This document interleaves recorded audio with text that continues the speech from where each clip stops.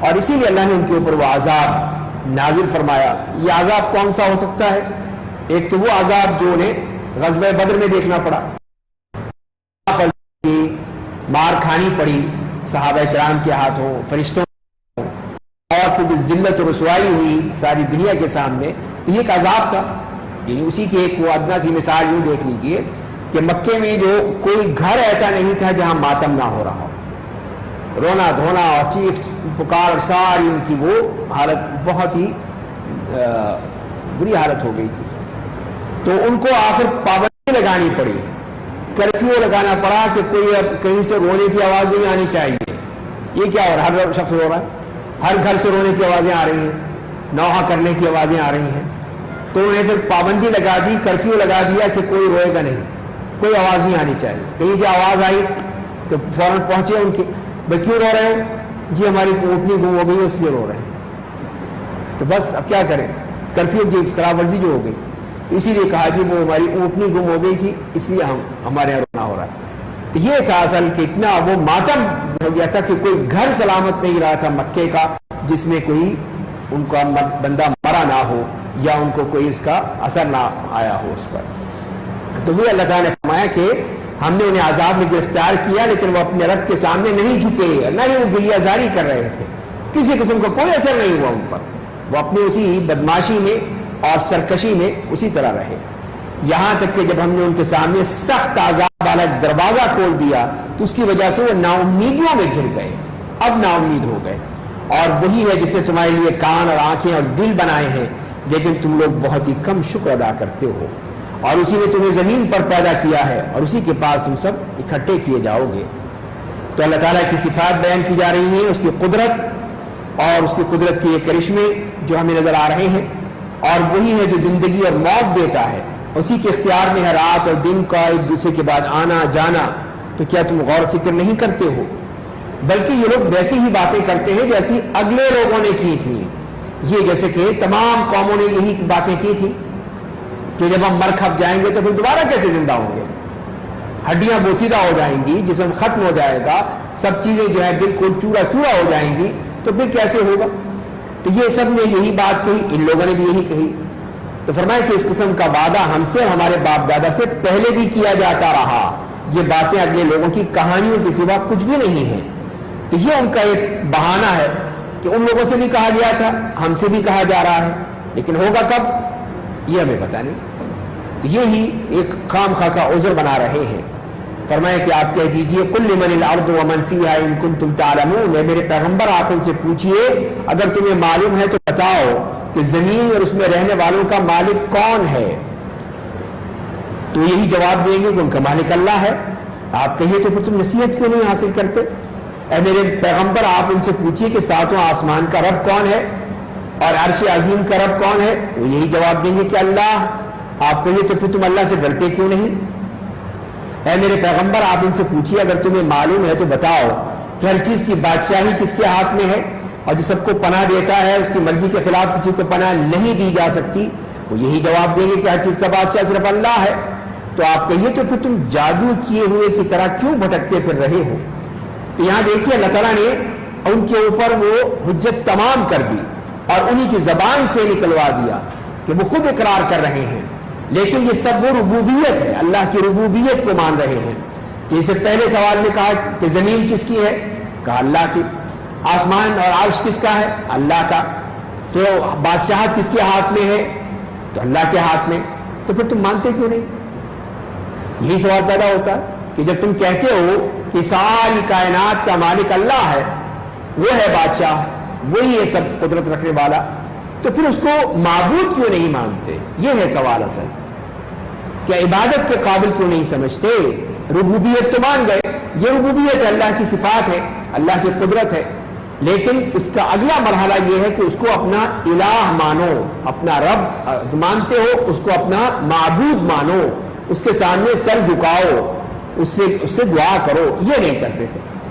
وہاں ان کی وہ جو تھی وہ پھنس جاتے تھے کہ اب کیا کریں، وہ سوئی اٹک جاتی تھی اپنی جگہ پر کہ نہیں یہ نہیں کریں گے کہ ایک خدا مان لیں، اجعل الالہۃ الہا واحدا ان ھذا لشیء عجاب، کہ تمام خدا اتنے سارے سب کو ملا کے ایک مان لیں، یہ ہم نہیں کر سکتے۔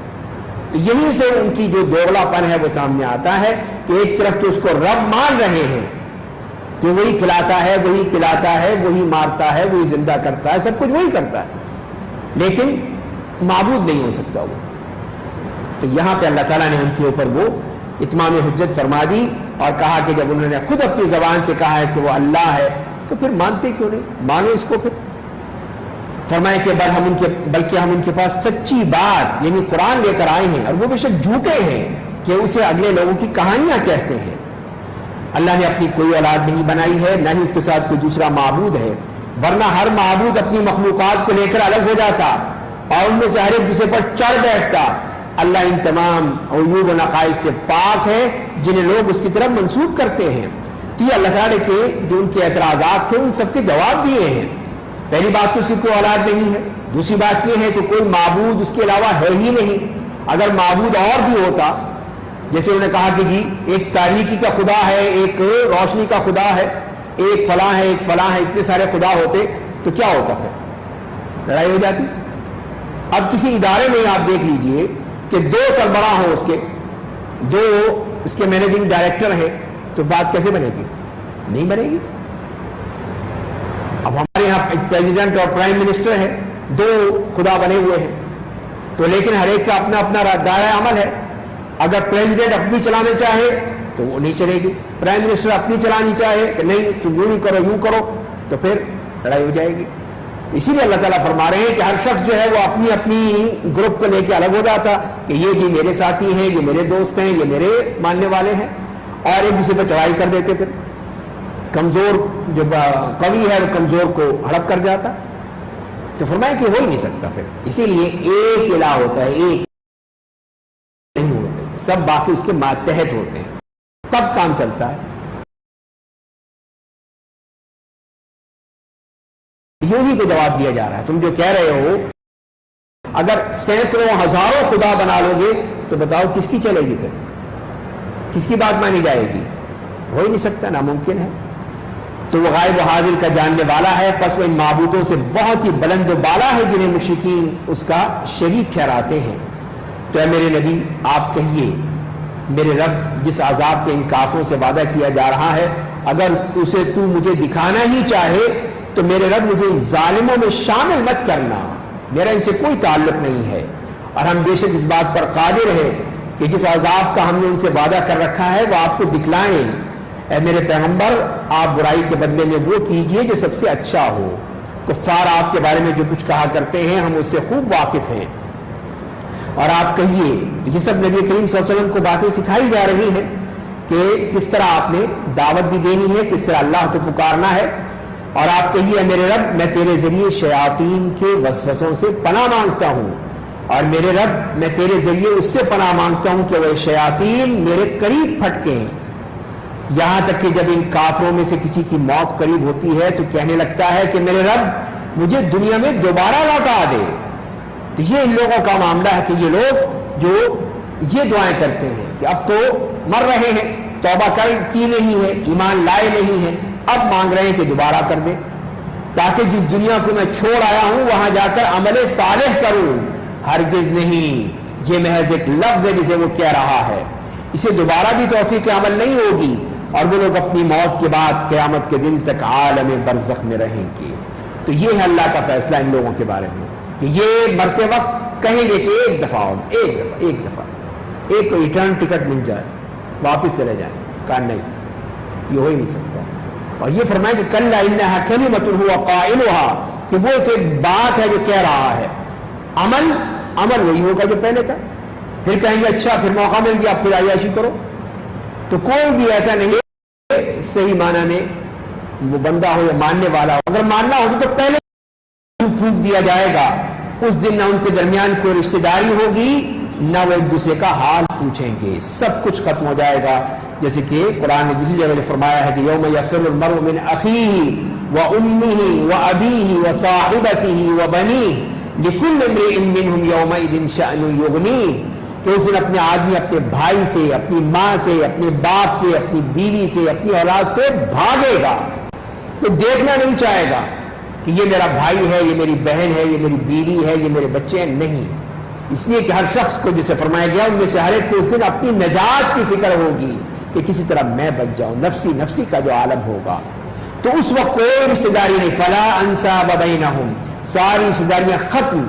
کوئی نہیں کہہ سکتا کہ یہ میرا باپ ہے، یہ میرا بیٹا ہے، تھوڑا سا آپس میں کر لیں، تم میرے بیٹے ہو، تھوڑے سے تم لے لو گنا، تھوڑے سے میں لے لوں، چھٹکارا ہو جائے، کر لیں ہم. نہیں، کچھ نہیں ہو سکتا. بیوی کہے کہ چلو شوہر سے، شوہر بیوی سے کہ تھوڑا سا تم اٹھا لو، تھوڑا سا میں بوجھ اٹھا لوں. ساتھ تو رہتے تھے دنیا میں، مل کے کرتے تھے، سب مل بانٹ کے جو کھایا ہے، تو اب یہاں پہ بھی کچھ کر لیں. کہا نہیں، کچھ نہیں. فلا انساب بینہم، کوئی رشتہ داری نہیں ہے، حتیٰ کہ پوچھیں گے بھی نہیں. ولا یتساءلون، ایک دوسرے حال بھی نہیں پوچھیں گے کہ تمہارا کیا حال ہے، کس حال میں ہو، جہنم میں ہو، جنت میں ہو، نہیں، پوچھنے کی روادار نہیں ہے. وہ اسی لیے کہ یہاں پہ اب معاملہ اور ہے کہ جن کی نیکیوں کا پڑا بھاری ہوگا وہی لوگ کامیاب رہیں گے، اور جن کی نیکیوں کا پڑا ہلکا ہوگا وہی لوگ خسارہ اٹھانے والے ہوں گے اور ہمیشہ کے لیے جہنم میں رہیں گے. آگ ان کے چہروں کو جھلس دے گی اور وہ لوگ اس میں نہایت بد شکل اور ڈراؤنی صورت والے ہوں گے. یہ ان کا وہ حشر ہوگا. اللہ تعالیٰ ان سے پوچھے گا کیا میری آیات تمہارے سامنے پڑھی نہیں جاتی تھیں تو تم لوگ انہیں جھٹلاتے تھے؟ وہ لوگ کہیں گے اے ہمارے رب، ہماری بدبختی ہم پر غالب آ گئی اور ہم بھٹکے ہوئے لوگ تھے. کیا کرتے کہ یہ ہے، اب بھی اپنے نہیں کہے کہ ہم نے غلطی کی تھی، ہماری بدبختی وہ ہم پر غالب آ گئی، اس لیے ہم کچھ نہیں کر سکے، کہ تیری کوئی بات نہیں مان سکے. اے ہمارے رب ہمیں یہاں سے نکال دے. اگر ہم دوبارہ گناہ کریں گے تو یقیناً ظالم ہوں گے. پھر وہی رب کہ ہمیں دوبارہ واپس بھیج دے، جائیں کچھ کر لیں گے، نہیں. اللہ تعالیٰ فرمائیں گے کہ تم پر جہنم میں ہی پھٹکار برستی رہے گی اور مجھ سے بات مت کرو. اب تم مجھ سے بات کرنا بھی تمہارا میرے ساتھ جائز نہیں ہے. اور میرے بندوں میں سے ایک گروہ دعا کرتا رہا تھا، ہمارے رب ہم ایمان لے آئے، تو ہماری مغفرت فرما دے، ہم پر رحم کر دے، اور تو سب سے بہتر رحم کرنے والا ہے. تو یہ تھے میرے نیک بندے، میرے بہت ہی قریبی بندے جو مجھ سے دعائیں کرتے تھے، مغفرت طلب کرتے تھے. تو تم لوگوں نے ان کا مذاق اڑایا، یہاں تک کہ ان کے ساتھ تمہاری اس حرکت نے تمہارے دلوں سے میری یاد ہی نکال دی، اور تم ان پر ہنستے ہی رہتے تھے کہ تم نے اللہ کو یاد کرنے کے بجائے ان کے پیچھے پڑے ہوئے تھے، ان نیک بندوں کے پیچھے. ان کا مذاق اڑانا، ان کے کارٹون بنانا، ان کے طرح طرح کے پھپتیاں کسنا، تو یہ تم نے کر رکھا تھا. تم نے وہ تو کیا ہی نہیں کہ میں نے کہا تھا، اس لیے پھر میں کیسے وہ کر سکتا ہوں. تو یہی چیز جو ہے وہ بہت ہی خطرناک تھی جو کہ تمہاری طرف سے ہوئی ہے. تو لہذا اللہ تعالیٰ نے اس کا صاف انکار کر دیا کہ اب کوئی جگہ نہیں ہے، کوئی واپسی کا راستہ ہی نہیں ہے کہ تم واپس جاؤ اور تمہیں کوئی پھر اور دوبارہ واپسی کا راستہ مل جائے، نہیں، ہو ہی نہیں سکتا ہے. تو ان کے مذاق اڑانے کا بھی اللہ تعالیٰ نے نوٹس لیا اور صاف بتایا کہ پھر جیسے کہ وہاں پہ ہے کہ پھر ایک دن وقت آئے گا کہ یہ تمہارا مذاق اڑائیں گے. جب یہ اللہ کے ہاں اونچے مقامات پر بیٹھے ہوں گے تو تم جہنم میں ہوگے تو تمہارا مذاق اڑائیں گے، جیسے تم ان کا مذاق اڑایا کرتے تھے. انی جزیتہم اليوم بما صبروا، آج میں نے انہیں صبر کا بہترین بدلہ یہ دیا ہے کہ وہی لوگ کامیاب و بامراد ہیں. اللہ ان سے پوچھے گا کہ تم لوگ دنیا میں کتنے سال رہے ہو؟ وہ لوگ کہیں گے کہ ہم لوگ ایک دن یا دن کا کچھ حصہ رہے ہیں. تو اپنے حساب رکھنے والے فرشتوں سے پوچھ لے. تو یہ بھی کہ اب وہ اس پریشانی میں، تکلیف میں، اذیت میں بھول گئے کہ دنیا میں کتنا عرصہ رہے ہیں. کہہ رہے ایک دن یا تھوڑا سی دیر رہے ہوں گے، بس یہ حالت ہے. اس لیے کہ سب کچھ ختم ہو گیا. انسان کو وہ جو وقت ہوتا ہے یاد نہیں رہتا، تکلیف کا وقت یاد رہتا ہے، لیکن آسانی کا، آسائش کا وقت آدمی بھول جاتا ہے. اس کو کرنے کتنے عرصے سے میں یہ آرام کر رہا ہوں، آسائشیں ہیں یا عیاشی کر رہا ہوں، سب بھول جاتا ہے. تو اسی لیے کہیں گے ہاں ایک دن 2 دن کی بات ہوگی بس. تو یہ تو اپنے حساب رکھنے والے فرشتوں سے پوچھ لے، ان سے پوچھ، ہمیں کیا پتا، ہمیں تو کچھ پتہ ہی نہیں ہے. تو فرمائے کہ اللہ تعالیٰ فرمائیں گے کہ تم واقعی تھوڑی مدت رہے، کاش تم پہلے ہی اس حقیقت سے باخبر ہو جاتے، تو پتہ چل جاتا کہ تم کیا حشر ہوگا تمہارا جو آج یہ سوچ رہے ہو. کیا تم یہ گمان کیے بیٹھے ہو کہ ہم نے تمہیں بیکار پیدا کیا ہے اور تم ہماری طرف دوبارہ لوٹائے نہیں جاؤ گے؟ پس بہت ہی برتر و بالا ہے وہ اللہ جو بادشاہ برحق ہے، اس کے سوا کوئی معبود نہیں ہے، وہ عرش کریم کا رب ہے۔ اور اللہ کے ساتھ کسی دوسرے کو معبود کو پکارے گا جس کی اس کے پاس کوئی دلیل نہیں ہے، تو اس کا حساب اس کے رب کے پاس ہوگا۔ بے شک کفار کامیاب نہیں ہوں گے۔ اور اے میرے پیغمبر آپ کہہ دیجئے میرے رب میری مغفرت فرما دے، مجھ پر رحم کر دے، اور جو سب سے بہتر رحم کرنے والا ہے۔ تو اس طرح یہاں یہ سورۃ مؤمنون مکمل ہوتی ہے۔ اس کے بعد یہ سورۃ النور، تو جو مدنی سورت ہے، 64 اس کی آیات ہے، اور اس میں خاص طور پہ جو مسائل بیان کیے گئے ہیں ان میں سب سے پہلے وہ قصہ افک، جو حضرت عائشہ رضی اللہ تعالی عنہا پر جو بہتان تراشی کی گئی تھی ان لوگوں نے منافقین کی طرف سے، اور مسلمان بھی کچھ شامل ہو گئے تھے ان میں، ان کا تذکرہ فرمایا گیا۔ اللہ نے بہت سخت نوٹس لیا کہ یہ کیا ہے، اس طرح کے اس معاشرے میں ایسی باتیں ہو رہی ہیں، اس کا نوٹس لیا۔ اور اس کے بعد کچھ احکام، شروع ہی سے تو زانیہ اور زانی کا حکم دیا گیا، اس کے بارے میں بات کی گئی، اور اس کے بعد پھر اور جو مختلف وہ ہیں ان کے بارے میں بات کی گئی۔ تو یہ ہے جو کہ اس میں بتایا گیا ہے۔ بسم اللہ الرحمن الرحیم۔ سورۃ انزلناها وفرضناها وانزلنا فيها آیات بینات لعلکم تذکرون۔ الزانیة والزانی فاجلدوا كل واحد منهما 100 جلدة ولا تأخذكم بهما رأفة في دين الله إن كنتم تؤمنون بالله واليوم الآخر وَلْيَشْهَدْ عَذَابَهُمَا طَائِفَةٌ مِّنَ الْمُؤْمِنِينَ۔ یہ ایک صورت ہے جسے ہم نے نازل کیا ہے، اور اس میں بیان کردہ احکام کو ہم نے فرض کر دیا ہے، اور ہم نے اس میں کھلی آیات نازل کی ہیں تاکہ تم لوگ نصیحت حاصل کرو۔ تو یہ سورہ جو اللہ تعالیٰ نے یہ صورت نازل کی اور اس میں جو احکام بیان کر دیے گئے ہیں، تو فرمایا کہ ہم نے اس کو تم پر فرض کر دیے گئے ہیں۔ تو یہ احکام جو اس میں آ رہے ہیں وہ فرضیت کا درجہ رکھتے ہیں۔ اور اس کے بعد جو فرمایا کہ بدکار عورت اور بدکار مرد، اس کے بارے میں فرما دیا کہ اس کو 100 کوڑے لگائے جائیں گے۔ تو یہاں پر یہ جو حدیث آئی کہ اس میں 100 کوڑوں کا ذکر آیا، اس آیت میں 100 کوڑوں کا ذکر آیا، اور یہ بھی کہہ دیا دوسرے نمبر پر کہ تمہیں اس بارے میں کسی قسم کا ترس نہیں کھانا چاہیے۔ تو تمہیں اللہ کے دین کے معاملے میں ان دونوں پر ترس نہیں کھانا چاہیے، ان دونوں کو سزا دیتے وقت مومنوں کی ایک جماعت کو موجود رہنا چاہیے۔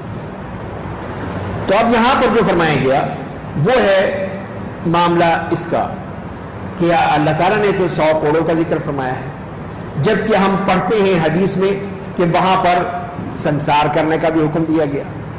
تو اس کے بارے میں جب حدیث سے صاف معلوم ہو گیا کہ جو شخص غیر شادی شدہ ہے اس کے لیے تو یہ سزا ہے جو قرآن نے بتائی کہ اس کو 100 کوڑے لگائے جائیں گے، علی الاعلان، سب کے سامنے، چھپ کر نہیں، کسی جیل کے اندر چھپا کے پتہ ہی نہ چلے کسی کو، نہیں، سب کے سامنے 100 کوڑے لگنے چاہیے، اسے اللہ تعالیٰ نے فرمایا ہے۔ اور اس کے علاوہ جو حدیث سے معلوم ہو گیا کہ وہ یہ ہے کہ جو شادی شدہ ہے، مرد ہو یا عورت ہو، اس کو سنسار کیا جائے گا، اس کو پتھر مارے جائیں گے جب تک کہ وہ مر نہ جائے، اس لیے کہ اس نے اللہ نے اس کو اتنی بڑی نعمت دی اور اس نعمت کا اس نے غلط فائدہ اٹھایا اور اس کے بعد بھی بدکاری کی، تو یہ بہت بڑا مجرم ہے، اس قابل نہیں ہے کہ وہ زندہ رہے، مرد ہو یا عورت ہو، تو اس کو بھی اس طرح سنسار کر کے ختم کر دیا جائے گا۔ تو یہ احادیث سے ثابت ہے، کئی احادیث اس میں آئی ہیں اور اس کے ذریعے سے یہ حکم ثابت ہوتی ہے۔ تو لہذا اب یہ جو لوگ کہتے ہیں کہ نہیں قرآن میں نہیں آیا، قرآن میں نہیں ہے، اس کو مطلب دیکھ حدیث کو نہیں مانتے تم پھر۔ حدیث میں جب نبی کریم صلی اللہ علیہ وسلم کے پاس ایک آدمی آیا اور اس نے کہا کہ میرا بیٹا اس شخص کے ہاں کام کرتا تھا، ملازم تھا، مزدور تھا، اور اس نے پھر اس کی بیوی کے ساتھ بدکاری کر لی، تو لوگوں نے مجھے بتایا کہ تم یوں کرو کہ اس کے باپ کو دے دو، 100 بکریاں دے دو، 1 لونڈی دے دو۔ تو اب بعد میں پتہ چلا نہیں ایسا نہیں ہے، تو اب میں آپ کے پاس آیا ہوں کہ اب آپ مجھے کتاب اللہ سے اس کا فیصلہ کر دیں، کتاب اللہ سے۔ تو آپ نے فرمایا کہ ہاں میں تمہیں کتاب اللہ سے فیصلہ کر کے بتاؤں گا کہ تمہارے بیٹے کے اوپر تمہاری جو بکری اور یہ لونڈی وغیرہ یہ سب واپس، یہ نہیں چلے گی، اس کا نہیں کیا جا سکتا، اس کو واپس کرو اور تمہارے بیٹے کو 100 کوڑے لگائے جائیں گے اور اس کی بیوی کو سنسار کیا جائے گا، اور آپ نے اسی وقت ایک بندے کو کہا کہ جاؤ جا کے اس کی بیوی سے پوچھو، اگر وہ اعتراف کرتی ہے تو اس کو سنسار کر کے مار ختم کر دو، یہ آپ نے فیصلہ کر دیا۔ تو یہاں پہ جو سوال پیدا ہو رہا ہے کہ کتاب اللہ سے کیا مراد ہے، اس نے بھی یہی کہا کہ آپ مجھے کتاب اللہ سے دیے۔ اب کتاب اللہ میں تو کہیں نہیں ہے رجم، کتاب اللہ سے مراد اگر قرآن کریم ہے تو قرآن کریم میں تو ذکر آیا ہے 100 کروڑوں کا صرف، لیکن آپ فرما رہے ہیں کہ میں تمہیں کتاب اللہ سے فیصلہ کروں گا، تمہیں بتاؤں گا، تو اس کا مطلب یہ ہوا کہ کتاب اللہ کا مطلب کچھ اور بھی ہو سکتا ہے۔ تو کتاب اللہ کا مطلب پھر یہ ہوا کہ وہ شریعت، اللہ کی شریعت جو ہے وہ ہے مراد۔ اللہ کی شریعت میں دونوں چیزیں ہیں، قرآن بھی ہے، سنت بھی ہے۔ تو قرآن کریم نے یہ بتایا اور سنت نے وہ بتا دیا اس شخص کے بارے میں جو کہ شادی شدہ ہو، تو لہذا یہ چیز ثابت ہو گئی۔ اب اس کا انکار کرنا، قرآن کا انکار کرنا ہے، وہ کسی طور پہ بھی جائز نہیں ہے۔ اور دوسری بات یہ بتائی گئی کہ سب کے سامنے دینی ہے، کوئی نرمی نہیں کرنی، نرمی نہیں کی جائے گی۔ یہاں تو جو نرمی یہ بھی ہے کہ اس زانیہ کو یا زانی کو اب زانی مت کہو، اس کو سیکس ورکر کہو، جی، اس لیے کہ بہت ہی اس کے لیے بہت ہی باعزت پیشہ ہے، پروفیشن ہے، تو لہذا اس کو سیکس ورکر کہنا چاہیے، اس کو یہ جو ہم کو اور لفظ کہیں وہ نہیں کہنا چاہیے، اس کی توہین ہوتی ہے۔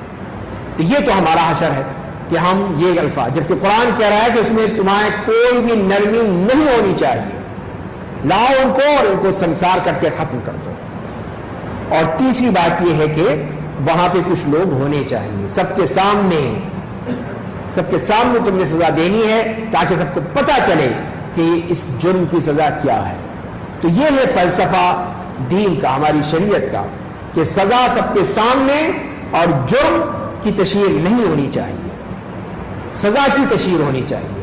ہمارا الٹ معاملہ ہے کہ ہم جرائم کی تو تشہیر کرتے ہیں، اخبارات میں موٹی موٹی سرخیوں میں اسکینڈل چھپتے ہیں، باقاعدہ اس کے اوپر ڈاکومنٹریز بنتی ہیں، ٹی وی پہ آتے ہیں، یہ چینل جو اس پہ زندہ ہیں وہ انہی اسکینڈلز کے نام پہ تو زندہ ہیں، سب اسی پہ تو ان کی ریٹنگ ہوتی ہے، تو وہ اسی کام کے ہیں۔ سزا کیا ہوئی؟ کچھ بھی نہیں، کچھ پتہ نہیں۔ کچھ دنوں کے بعد یہ آرام سے ٹھاٹ سے باعزت طور پہ بری ہو گئے، رہا کر دیے گئے، چاہے وہ لاکھوں کروڑوں روپے کا غبن کریں، چاہے چوری کریں، ڈاکہ ڈالیں، کرپشن کریں، کوئی فرق نہیں پڑتا۔ تو یہ ہے ہمارا معاملہ، اسی لیے یہ معاشرہ بگڑ گیا ہے، معاشرہ تباہ ہو گیا ہے کہ وہاں پہ چور کی تو عزت ہے لیکن شریف آدمی کی عزت نہیں ہے۔ تو یہ چور ڈاکو یہ دندناتے پھرتے ہیں، ان کی عزت ہے اس لیے کہ ان کو سزا نہیں ملتی، اور بعد میں باعزت بری ہو جاتے ہیں سب۔ تو یہ ہمارا سسٹم ہی خراب ہے، اسی وجہ سے یہ سب کچھ ہوتا ہے۔ تو جبکہ قرآن یہ کہہ رہا ہے کہ تم ایک شخص کو سزا دے دو گے، ایک شخص کی گردن اتر جائے گی نا سب کے سامنے، تو بہت سی گردنیں سلامت رہیں گی، لیکن ہم یہ کرنا نہیں چاہتے کہ بدنام ہو جائیں گے۔ زانی مرد صرف زانیہ یا مشرکہ عورت سے نکاح کرے گا، اور زانیہ عورت سے صرف زانی یا مشرک مرد شادی کرے گا، اور ایمان لانے والوں کے لیے ایسا حرام قرار دے دیا گیا۔ جو ایک صاحب ایمان ہے وہ کیسے شادی کر سکتا ہے ایک بدکار عورت سے؟ اسی طرح ایک مومن ہے، ایک صاحب ایمان مرد ہے، وہ ایک زانی عورت سے کیسے شادی کر سکتا ہے؟ وہ زانی اور مشرک تو کر سکتا ہے، مومن سے نہیں کر سکتا، اسی لیے کہ وہ ان کے لیے اس قابل نہیں ہے۔ اس کے قابل تو وہی ہوگا جو ایک شخص جو ایک مومن ہے، اس کے لیے ایک مومنہ ہی اچھی ہوگی، ایک بدکار عورت اس کے لیے اچھی نہیں ہو سکتی۔ تو یہ صاحب بتا دیا ہے کہ یہ قباحت اور حقارت اس کی بتا دی ہے کہ ایک مومن کی شان ہی نہیں ہے کہ وہ ایک بدکار عورت سے شادی کرے، یا ایک مومن عورت ایک بدکار مرد سے شادی کرے۔ اور اس کے بعد فرمائیں کہ اس کا طریقہ کار کیا ہونا چاہیے۔ اور جو لوگ پاک دامن عورتوں پر زنا کی، یہ بہتان کی بات آ گئی، اور جو لوگ پاک دامن عورتوں پر زنا کی تہمت دھریں پھر 4 گواہ نہ لائیں، انہیں تم لوگ 80 کوڑے لگاؤ، اور کبھی ان کی کوئی گواہی قبول نہ کرو، اور وہی لوگ فاسق ہیں، سوائے ان لوگوں کے جو اس گناہ کے بعد توبہ کر لیں، اپنی اصلاح کر لیں، تو بے شک اللہ بڑا مغفرت کرنے والا، نہایت رحم کرنے والا ہے۔ تو یہ ہے حد قذف، قذف کی ہے۔ قذف کسے کہتے ہیں؟ کہ کوئی بھی شخص چاہے مرد ہو یا عورت ہو، اس پر بدکاری کا الزام لگاتا ہے۔ کوئی شخص بھی کسی دوسرے مرد یا عورت پر بدکاری کا الزام لگاتا ہے تو یہ حد قذف ہے۔ تو اگر وہ عدالت میں جائے گا تو اس کو چاہیے کہ ثابت کرے پھر. اگر وہ کہتا ہے کہ تو بدکار ہے, تو نے بدکاری کی ہے, تو ٹھیک ہے ثابت کرو. پھر نہیں ثابت کر سکتے تو پھر اس شخص پہ 80 کوڑے لگائے جائیں گے, 80 کوڑوں کی سزا دی جائے گی اس شخص کو. یہ کیوں کیا؟ وہ اسی لیے کہ ہر شخص اس معاشرے میں دوسروں پہ یہ تہمتیں نہ لگاتے پھرتے رہیں. جیسے ہمارے ہاں ہوتا ہے, یہ سیاستدان ہو یا دوسرے لوگ ہو یا ہمارا میڈیا, تو لوگوں کے پیچھے بہتان تراشی کرتے رہتے ہیں کہ فلاں نے یہ کیا, فلاں نے یہ کیا, فلاں نے وہ کیا. تو لہذا یہی کتنی بڑی بہتان تراشی ہے کہ کسی کے اوپر اتنی بڑی تہمت لگائی جائے کہ یہ شخص بدکار ہے. تو اگر تہمت بدکاری کی ہو, زنا کی ہو, تبھی وہ حد قذف اس پر لگے گی, اور کسی اور چیز کی ہے اس پر نہیں ہے اس طرح کی سزا, اس پر نہیں ہے. لیکن صرف اسی معاملے میں جیسے کہ اللہ تعالیٰ نے فرمایا کہ یا تو تم تہمت لگاؤ اور پھر 4 گواہ لاؤ کہ ہاں میں نے دیکھا ہے اس شخص نے یہ بدکاری کی ہے یا اس عورت نے کی ہے, تو لاؤ 4 گواہ. پھر تو 4 گواہ کون ہونے چاہیے؟ جنہوں نے اپنی آنکھوں سے دیکھا ہو, آنکھوں سے یہ عمل دیکھا ہو جو ان دونوں نے کیا ہے, اس مرد اور عورت نے. تو ظاہر ہے کہ کون اس طرح سب کے سامنے تو کوئی نہیں کرتا, تو اسی لیے اس کو دکھانا ہوگا یا اس کو گواہی لانی پڑے گی. اور اگر وہ گواہی نہیں لاتے تو 80 ان کو کوڑے لگائے جائیں گے. تو یہ کتنا سخت ہے کہ زنا کے معاملے میں کہ اس میں اگر کوئی گواہ بھی آتے ہیں تو ایک گواہ بھی منحرف ہو گیا تو باقی سب کی پٹائی, سب کو 80 کوڑے لگیں گے. تو لہذا اس سے ابھی یعنی اس شہادت کے حوالے سے اس وقت تک کوئی بھی ایسا کیس رجسٹر نہیں ہو سکا, اس لیے کہ ہو ہی نہیں سکتا. کیوں کیا اللہ تعالیٰ نے ایسا سخت؟ وہ اسی لیے کہ اب یہ معاملہ تاکہ زبانوں پر نہ آئے, لوگ سامنے نہ دکھاتے پھریں اور لوگوں کو بتاتے پھریں کہ ہاں فلاں بدکار ہے, فلاں یہ ہے, فلاں وہ ہے. تو تاکہ معاشرے جو ہے وہ پاک رہے, اس لیے اگر کوئی دیکھتا ہے اس چیز کو اور 4 گواہ دیکھتے ہیں تو پھر جائیں اور جا کے عدالت میں اپنی گواہی ریکارڈ کرائیں اور وہ چیک کیا جائے گا. اگر وہ ثابت ہو جائے گا تو اس کو سزا دی جائے گی. ان بدکاروں کو ویسے سزا نہیں دی سکتی, الٹی ان کو سزا دی جائے گی کہ تم نے یہ ثابت نہیں کیا. تو لہذا 80 کوڑے کھاؤ پھر. اب تو یہ بتا دیا گیا ہے کہ اتنا یہ سخت معاملہ ہے.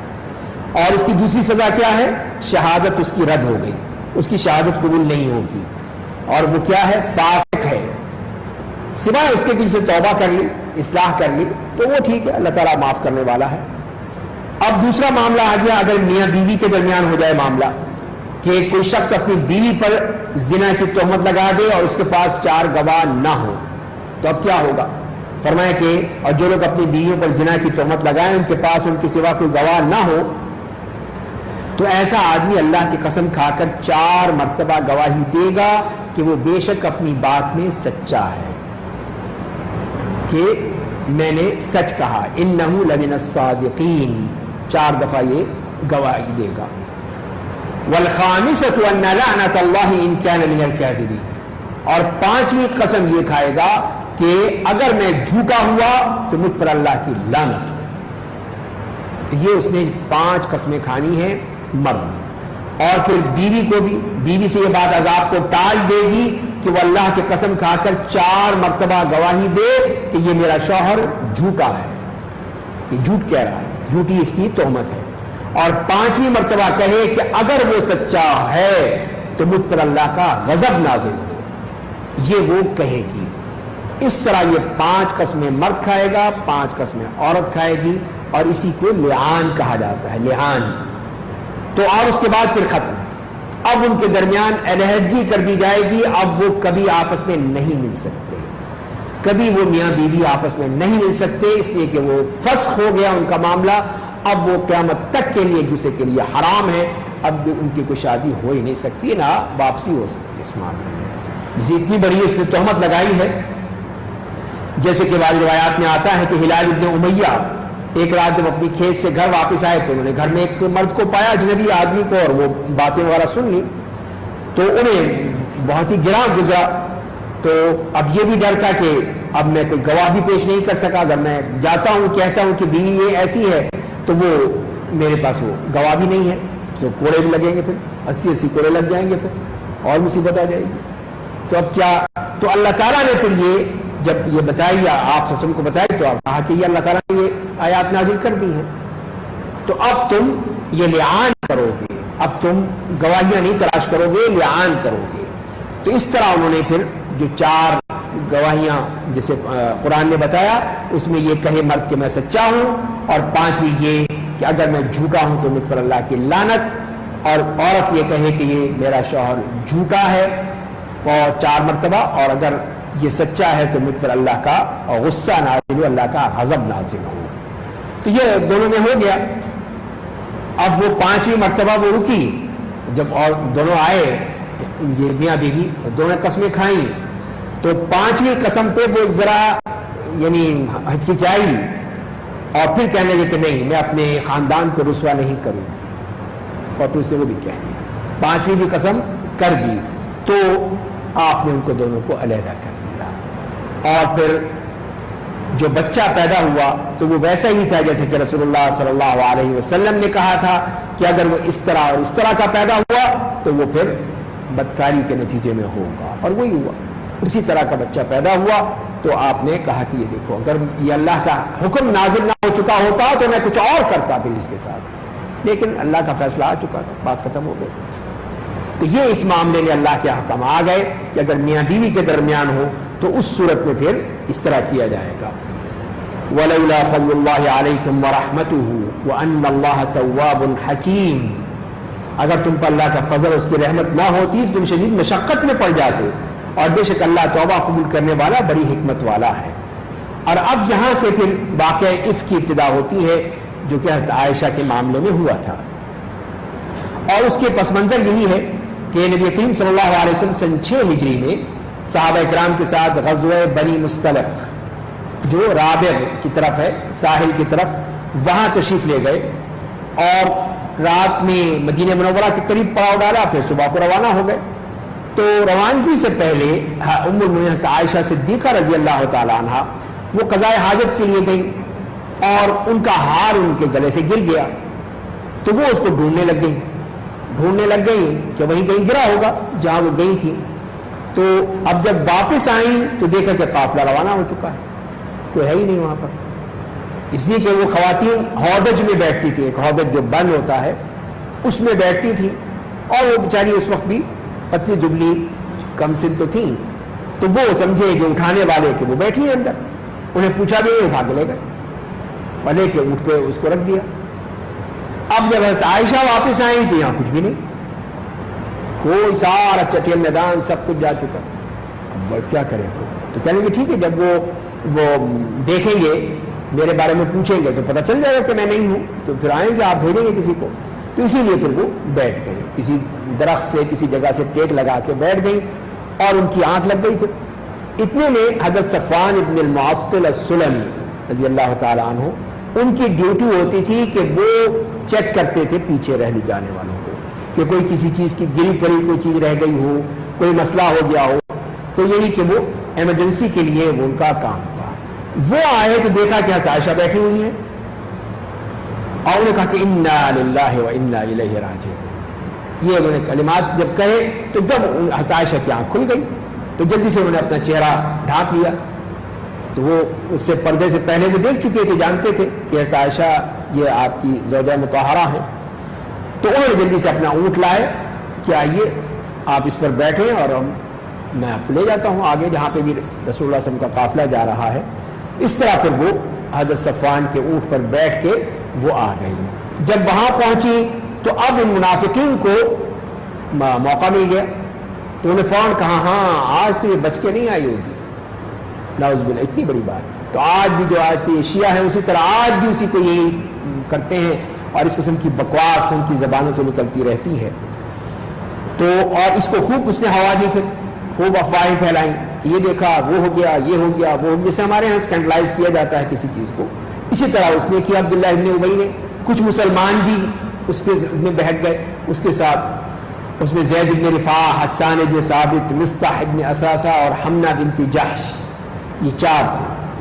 تو اب یہ بات ساری مدینے میں پھیل گئی کہ یہ کیا ہوا، اور حضرت عائشہ جو تھی وہ کو نہیں پتا، بیمار پڑ گئی، کیا ہوا، تو اپنے گھر میں تھی۔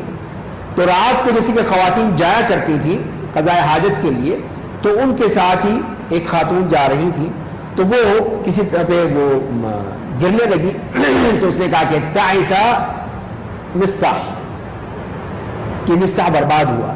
تو کہنے گے کہ تم کیوں کہہ رہی ہو ایسی بات، وہ تو اللہ کا نیک بندہ ہے، صحابی ہے۔ کہ تمہیں نہیں پتا کچھ بھی؟ کہ نہیں مجھے تو کچھ نہیں پتا، کیا ہوا؟ تو اس خاتون نے سارا واقعہ بتا دیا کہ مدینے میں اس وقت یہ ہو رہا، تمہارے بارے میں یہ باتیں ہو رہی۔ تو وہ تو ایک دم پریشان ہو گئی۔ ظاہر ہے کہ پاک باز خاتون ہو، باعصمت خاتون ہو، عائشہ جیسی نیک خاتون ہو، وہ تو جیسے کہ اوسان خطا ہو گئے۔ وہ بڑی پریشان آئیں، پھر اپنی ماں کے پاس آئیں کہ کیا یہ واقع؟ کہنے ہاں صحیح یہی ہو رہا ہے۔ اور جو عورت جس کی سوکناپے بھی ہو، سوکنے بھی ہوں، اور اپنے شوہر کے ہاں وہ بہت ہی قریب ہو، محبوب ہو، تو اس کے ساتھ تو یہی ہوتا ہے۔ تو تم مت گھبراؤ۔ اب یہ تو بہت ہی پریشان ہو گئی، اتنی بڑی بات، اتنی بڑی تہمت لگا دی گئی ان کے اوپر۔ اور پھر اللہ کی طرف سے ایسا ہوا کہ وحی بھی کئی دنوں نہیں آئی، کافی عرصہ وحی نازل نہیں ہوئی۔ انہوں نے یہی کہا کہ میں جاتی ہوں، اور آپ سے اجازت مانگی اور اپنے گھر آ گئے۔ اپنے گھر آ گئے رسول اللہ صلی اللہ علیہ وسلم کے پاس۔ تو ایک دفعہ آپ تشریف لائے بھی، آپ نے پوچھا بھی کہ عائشہ اگر کوئی بات ہے تو بتا دو، اللہ تعالیٰ کے یہاں توبہ کا دروازہ کھلا ہے، تو اور اگر کوئی بات دوسری ہے تو اللہ بتا دے گا۔ تو کہتی ہیں یہی کہ میں تو ایک کم سن لڑکی تھی، مجھے کچھ پتہ نہیں تھا کیا کہوں، میں نے وہی کہا جو حضرت یعقوب نے کہا تھا کہ فصبر جمیل واللہ المستعان علی ما تصفون، بس میں نے یہی کہا، اور بس میرے آنسو رکتے نہیں تھے، سارا دن رات روتی رہتی تھی، روتی رہتی تھی، یہ حالت ہو گئی تھی ان کی۔ اور اس کے بعد پھر یہ سورہ نور نازل ہوئی، جس میں اللہ تعالیٰ نے اس کا سخت نوٹس لیا، انتہائی سخت نوٹس لیا اس بات کا کہ یہ تم نے کیا کیا کہ مدینے میں رہتے ہوئے مسجد نبی کریم صلی اللہ علیہ وسلم کی ذات اقدس پر یہ الزام ہے، اس لیے کہ اللہ تعالیٰ نے آپ کے لیے جو بیویاں منتخب کی ہیں وہ اللہ کی منتخب کردہ ہیں، صرف آپ کی مرضی سے نہیں آئی ہوں۔ حضرت عائشہ کو تو خاص طور پہ آپ کو دکھایا گیا، ان کی شکل دکھائی گئی پہلے، تو یہ کتنا اونچا مقام ہے اس خاتون کا، کتنی باعصمت باکردار وہ خاتون تھی، جس کے بارے میں یہ بدبخت ان کے بارے میں اتنی غلط باتیں کہتے ہیں۔ تو وہی اللہ تعالیٰ نے یہ آیات نازل فرمائی، اور اس میں سارے قصے کے اوپر مسلمانوں پر بھی سخت سرزنش کی، اور ان لوگوں پر بھی، ان منافقین پر بھی ان کے اوپر، اور پھر حضرت عائشہ کی برات کا اظہار کر دیا، بالکل برات کا۔ اور وہ حضرت عائشہ فرماتی ہیں کہ میں یہی سمجھتی تھی کہ اللہ تعالیٰ جو ہے اپنے نبی کو بتا دیں گے، ان کی خواب میں آ جائے گا یا ان کے دل میں ڈال دیا جائے گا، لیکن میں یہ سوچتی بھی نہیں تھی کہ میرے بارے میں قرآن اترے گا، کہ اللہ تعالیٰ قرآن میں میرا ذکر کریں گے اور میرے بارے میں یہ کہیں گے۔ میں نہیں سمجھتی تھی کہ اتنا بڑا مجھے مقام ملے گا، لیکن اللہ نے ان کے لیے یہ مقام دیا کہ قرآن کریم نے وہ آیات نازل کر دی جس میں ان کی پاکیزگی کا بیان ہے۔ تو آئیے پھر انہی آیات کو ہم پڑھتے ہیں، سمجھتے ہیں۔ فرمایا بے شک جن لوگوں نے عائشہ پر تہمت لگائی ہے وہ تمہیں میں سے ایک چھوٹا گروہ ہے، تم لوگ اس بہتان کو اپنے لیے برا مت سمجھو، بلکہ اس میں تمہارے لیے خیر ہے۔ ان میں سے ہر آدمی کو اپنے کیے کے مطابق گناہ ہوگا، ان میں سے جس نے افطرا پردازی کی ابتدا کی ہے اس کے لیے بہت بڑا عذاب ہے۔ یعنی یہاں سے پتہ چل گیا کہ منافق کون ہے، مومن کون ہے، کس کے دل میں جو ہے مرض پل رہا ہے، سب پتہ چل گیا اللہ کو۔ تو یہ بری بات اس لحاظ سے خیر کی بات ہے کہ ان کے جو سینوں میں بھرا ہوا تھا، دل میں جو بغض بھرا ہوا تھا، وہ سب زبانوں پر آ گیا۔ تو جب تم لوگوں نے یہ بات سنی تو مسلمان عورتوں نے اپنے ہی جیسے مسلمان مردوں اور عورتوں کے بارے میں اچھا گمان کیوں نہیں کیا، اور کیوں نہیں یہ کہہ دیا تو کھلم کھلا بہتان ہے؟ یہ تمہیں سوچنا چاہیے تھا کہ یہ نبی کی بیوی ہے اور تم نے اس کے اوپر الزام لگا دیے، بہتان تراشی کر دی، وہ بھی صحابی ہے صفوان بن معطل، تو تم نے بغیر سوچے سمجھے الزامات لگانے شروع کر دیے۔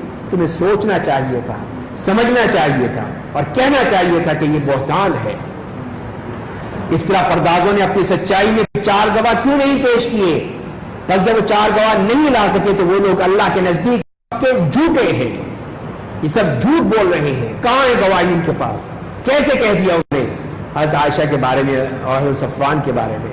اگر تم پر دنیا اور آخرت میں اللہ کا فضل اور اس کی رحمت نہ ہوتی اللہ کی طرف سے کہ اللہ تعالیٰ اپنے عذاب میں لپیٹ میں لے لیتا تمہیں، جب تم لوگ اس بہتان کو ایک دوسرے سے نقل تھے اور اپنی زبان پر ایسی بات معمولی بات سمجھتے تھے، حالانکہ وہ اللہ کے نزدیک بہت بڑی بات تھی۔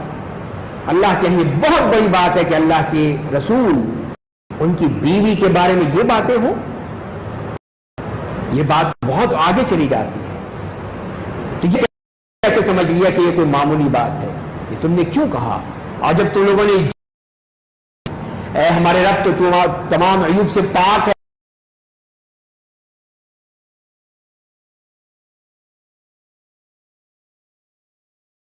بالکل ان کے اوپر فٹ آتی ہے کہ کس طرح انہوں نے اس سوسائٹی کو تباہ کر دیا، کہ رمضان کا مہینہ، اتنا مبارک دن، اس کی مبارک راتیں، اور آپ دیکھ لیجیے اپنے چینل پہ کیا کچھ ہو رہا ہے۔ تو یہ پوری قوم کو کس طرح لگا رکھا ہے؟ جی موٹر سائیکل مل جائیں گے، سونے کے زیورات مل جائیں گے، پلاٹ مل جائیں گے، یہ مل جائے گا، وہ مل جائے گا، کیا یہ تماشے کر رکھے ہیں؟ تو یہ ہے چیز، یہ کہ لوگ بہت برا حشر ہوگا ان لوگوں کا جو کہ یہ فحاشی اور یعنی بے حیائی بدکاری پھیلانا چاہتے ہیں۔ پھر اس کے بعد پھر اللہ تعالیٰ یہی فرماتے ہیں اگر تم پر اللہ کا فضل اور اس کی رحمت نہ ہوتی اور یہ بات نہ ہوتی تو اللہ یقیناً بہت شفقت کرنے والا ہے، تو یہ اس کی مہربانی ہے، تمہیں وہ بہت سخت سزا دیتا۔ اے ایمان والو، شیطان کے نقش قدم پر مت چلو، جو شیطان کے نقش قدم پر چلتا ہے تو وہ برائی اور بے حیائی کا ہی حکم دیتا ہے۔ اگر تم پر اللہ کا فضل اور اس کی رحمت نہ ہوتی تو تم میں سے کوئی بھی گناہوں سے پاک نہ ہوتا، لیکن اللہ جسے چاہتا ہے پاک کر دیتا ہے۔ اللہ خوب سننے والا، بڑا جاننے والا ہے۔ اب یہاں پر ایک اور بات بھی آ گئی جس آیت میں فرمائی، اور تم میں سے جو لوگ صاحب فضل اور صاحب حیثیت ہیں وہ رشتہ داروں، مسکینوں، اللہ کی راہ میں ہجرت کرنے والوں کو کچھ نہ کچھ دینے کی قسم نہ کھائیں بلکہ معاف کر دیں، درگزر کر دیں۔ کیا تم نہیں چاہتے کہ اللہ تمہیں معاف کر دے؟ اللہ بڑا معاف کرنے والا، نہایت مہربان ہے۔ تو یہ حضرت ابوبکر رضی اللہ تعالی عنہ کی طریقہ تھا کہ وہ مستح، جس کی ابھی بات ہوئی، ان کا خالزاد تھا، غریب آدمی تھا، اس کی مدد کیا کرتے تھے۔ تو اب جب انہوں نے دیکھا کہ وہ شخص جس کی میں مدد کر رہا ہوں میری ہی بیٹی پر تہمت لگا رہا ہے، کہا میں اب اس کو نہیں دوں گا، ایک دھیلا نہیں دوں گا، اس کو قسم کھا لی۔ تو اللہ تعالیٰ نے کہا کہ دیکھو قسم مت کھاؤ، دیکھیے اللہ کی طرف سے کیوں کہ ایک اچھا کام ہو رہا تھا، یہ کیوں ختم کر دیا تم نے؟ کیا تم نہیں چاہتے کہ اللہ تمہیں معاف کر دے؟ تو نے کہا کیوں نہیں ہے اللہ، میں چاہتا ہوں کہ مجھے معاف کر دیا جائے۔ تو کہا ٹھیک ہے دو پھر اس کو، اتنا بڑا گناہ بھی کیا اس نے لیکن معاف کر دو، درگزر کر دو، معاف کر دو۔ تو یہ اللہ تعالیٰ اسی کی تعلیم دے رہے ہیں کہ وہ باپ جس کی بیٹی کے ساتھ یہ معاملہ ہو رہا ہے اس کو یہ تہمت لگائی جا رہی ہے، اس سے کہا جا رہا ہے کہ معاف کر دے دو، جو دیتے ہو دیتے رہو، چھوڑنا نہیں، بند نہیں کرنا۔ تو یہ بھی اسی بات کی دلیل ہے کہ اللہ تعالیٰ جو ہمیں چاہتے یہی ہے کہ اس معاشرے میں یہ انتقام، حسد، بغض، لڑائی جھگڑا، فساد یہ نہ ہو، بلکہ ٹھیک ہے ہوا ہے تو معاف کر دو، معاف کرنے میں کیا ہے، تو اور اچھی بات ہے۔ کیا تم نہیں چاہتے کہ اللہ تمہیں معاف کر دے؟ اللہ بڑا معاف کرنے والا، نہایت مہربان ہے۔ اور جو لوگ پاک دامن گناہوں سے بے خبر مومن عورتوں پر زنا کی تہمت لگاتے ہیں وہ بے شک دنیا اور آخرت میں ملعون ہیں، ان کے لیے بڑا عذاب ہے۔ تو یہ اس طرح کی جو باتیں کرتے ہیں ان کے لیے لعنت، اللہ کی طرف سے لعنت ہے ان کے اوپر۔ اور قیامت کے دن کیا ہوگا؟ جس دن ان کے خلاف ان کی زبانیں، ان کے ہاتھ، ان کے پاؤں ان کے برے کرتوتوں کی گواہی دیں گے، بتائیں گے ہاں یہ شخص یہ کرتا تھا۔ یہی جو لوگ اس قسم کے اینکر پرسن جو بیٹھے ہوئے ہیں بدماشیاں کرنے کے لیے، تو ان کا کیا حشر ہوگا کہ سب کچھ جو کچھ کر رہے ہیں یہ اللہ کے سامنے سب کچھ سامنے آ جائے گا۔ اس دن اللہ انہیں ان کے اعمال کا پورا بدلہ دے گا اور وہ جان لیں گے کہ بے شک اللہ ہی برحق و آشکارا ہے۔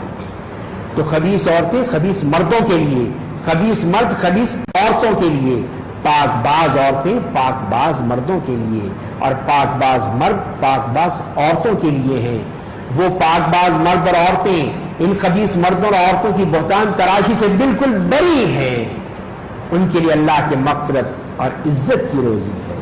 یہ ہے وہ آیت جس میں حضرت عائشہ کی برات کا اعلان کر دیا۔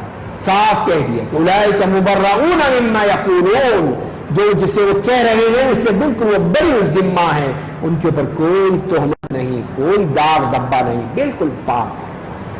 یہ ہے اللہ نے یہ قرآن کی آیت نازل فرما دی حضرت عائشہ رضی اللہ تعالی عنہا کے لیے کہ وہ کتنی پاکیزہ خاتون ہے۔ تو ظاہر ہے کہ رسول اللہ جیسی پاکیزہ شخصیت کے لیے پاکیزہ ہی ہو سکتی تھی، کوئی غلط عورت نہیں ہو سکتی تھی۔ تو یہی چیز اللہ تعالیٰ نے صاف کہہ دی، جس کے لیے عائشہ سوچتی تھی کہ شاید ان کے لیے آیت نازل نہ ہو، لیکن اللہ نے قرآن نازل فرما کے ان کو کتنا اونچا مقام دے دیا۔ اب یہاں سے دوسرے احکام شروع ہوتے ہیں۔ اے ایمان والو، اپنے گھروں کے سوا دوسرے گھروں میں داخل نہ ہو، یہاں تک کہ اطمینان حاصل کر لو، ان گھر والوں کو سلام کر لو، اور ایسا کرنا تمہارے لیے زیادہ بہتر ہے تاکہ تم نصیحت حاصل کرو۔ تو یہاں یہ احکام، یہ پردے کے احکام، معاشرے کے احکام، گھروں میں کیا ہونا چاہیے، تو اسی لیے فرمایا گیا ہے کہ تاکہ کوئی اختلاف نہ ہو کسی طور پہ بھی، تو لہذا کسی کے گھر میں بے دھڑک داخل ہو جانا یہ جائز نہیں ہے۔ پہلے اجازت لو، سلام کرو، اور پہلے یہی تھا، کوئی وہاں پہ وہ کال بیل تو لگی ہوئی نہیں تھی کہ گھنٹی دبائیں جی فلاں صاحب آ جائیں، یا کوئی انٹر کام سسٹم لگا ہوا ہو، نہیں، وہ آواز دیتے تھے یا سلام کرتے تھے۔ چھوٹے چھوٹے گھر تھے تو آتے تھے السلام علیکم، اب گھر والے سمجھ جاتے ہیں باہر کوئی آیا ہے، پھر وہ اگر وہ نہیں آیا کوئی تو دوبارہ کہتے السلام علیکم، اب بھی نہیں آیا ہے تو بس تیسری مرتبہ کہو چلے گا، نہیں چاہ رہے اب تو ابھی جیسے کہ آیات میں آئے گا، تو لہذا یہ طریقہ ہے۔ تو یہی فرمایا گیا۔ دوسری بات یہ ہے کہ اس میں کوئی کس حالت میں ہوتا ہے، کوئی آرام کر رہا ہے، کوئی اور کوئی اس کی ذمہ داری ہے، کوئی مصروفیت ہے، کچھ ہے، تو اس لیے پھر اجازت کے ساتھ اجازت لو اور پھر جاؤ اور سلام کرو۔ تو اس طرح اللہ تعالیٰ نے یہ احکام دے دیے۔ اس کے بعد جو فرمایا پس اگر تم ان کی میں سے کسی کو نہ پاؤ تو جب تک تمہیں اجازت نہ مل جائے اس میں داخل مت ہو۔ اجازت ضروری ہے، اجازت کے بغیر اندر مت جاؤ۔ گھر میں کوئی نہیں ہے چلو واپس جاؤ، اگر تم سے کہا جائے کہ واپس چلے جاؤ تو واپس چلے جاؤ، تمہارے یہی عمل پاکیزہ ہے، اللہ تمہارے اعمال سے خوب واقف ہے۔ تو اگر وہ کہ نہیں چاہتا ملنا، یہ ملنے کا وقت نہیں ہے، آپ کسی اور وقت آئیے، ٹھیک ہے، برا مت مناؤ اس کو کہ یہ کیوں کہہ دیا مجھے، بدتمیز لوگ ہیں، یہ غیر مہذب ہیں، شرم نہیں آتی ان کو، مجھے گھر میں بھی گھسنے نہیں دیا۔ نہیں، یہی تہذیب ہے کہ تم بے وقت آئے ہو، اس شخص کے آرام کا وقت ہے، کھانے کا وقت ہے، کوئی اور مصروفیت ہے، تو اب تو آپ کے پاس آسانیاں ہیں، پہلے تو یہ چیزیں نہیں تھی، آپ پہلے ٹائم لے لیں، پہلے ٹائم لیں، وقت لیں، اس کے بعد کہیں، پھر نہیں ملتا تو پھر کہیں کہ یہ غیر مہذب ہے۔ لیکن جب وہ اپنے ٹائم لیا ہی نہیں ہے تو اب اس کا حق ہے وہ کہہ دے میں نہیں مل سکتا آپ سے، یہ وقت میرے آرام کا وقت ہے۔ تو اسی لیے فرمایا کہ اگر تم سے کہا جائے جاؤ تو چلے جاؤ، یہی تمہارے لیے بہتر ہے۔ اور ان گھروں میں داخل ہونے میں تم پر کوئی گناہ نہیں جو غیر آباد ہو۔ غیر آباد گھر ہیں، کیونکہ گھر ہے ہی نہیں، کوئی رہتے ہی نہیں اس میں ہے، کھنڈرات ہیں یا ایسی جگہیں ہیں متروکہ ہیں جن میں تمہارے مال اسباب رکھے ہو، تو جو کچھ تم ظاہر کرتے ہو، جو چھپاتے ہو، اللہ ان کی خبر کرتا ہے۔ تو ایسی چیزیں ہیں، یا مطلب یہ ہے کہ جو کہ پبلک پلیسز ہیں، ہوٹل ہیں اور ریسٹ ہاؤسز ہیں، دکانیں ہیں، تو یہاں پہ ضروری نہیں ہے کہ آپ دکان میں کھڑے ہو کر پہلے پوچھیں کہ ہاں آ جاؤ اندر آؤں کہ نہ آؤں، اس کی ضرورت نہیں ہے، اس لیے کہ یہ پبلک پلیس ہے، آپ جا سکتے ہیں، اندر چلے جائیں، جا کے اپنی جو بھی چیز خریدنی ہے خرید لیں۔ تو لہٰذا یہ ہے، یہ کسی کا گھر نہیں ہے، تو اسی لیے یہ اس میں کوئی حرج نہیں ہے۔ تو جو فرمایا کہ اگر تم جو کچھ بھی ظاہر کرتے ہو، جو چھپاتے ہو، اللہ ان کی خبر کرتا ہے۔ اے میرے نبی، آپ ایمان والوں سے کہہ دیجیے کہ اپنی نگاہیں نیچی رکھیں اور اپنی شرمگاہوں کی حفاظت کریں، ایسا کرنا ان کے لیے زیادہ بہتر ہے، بے شک وہ لوگ جو کچھ کرتے ہیں اللہ اس سے پوری طرح باخبر ہے۔ تو یہ مردوں کو بھی اور عورتوں کو بھی حکم دیا گیا کہ ہمیشہ اپنی نگاہیں نیچی رکھیں۔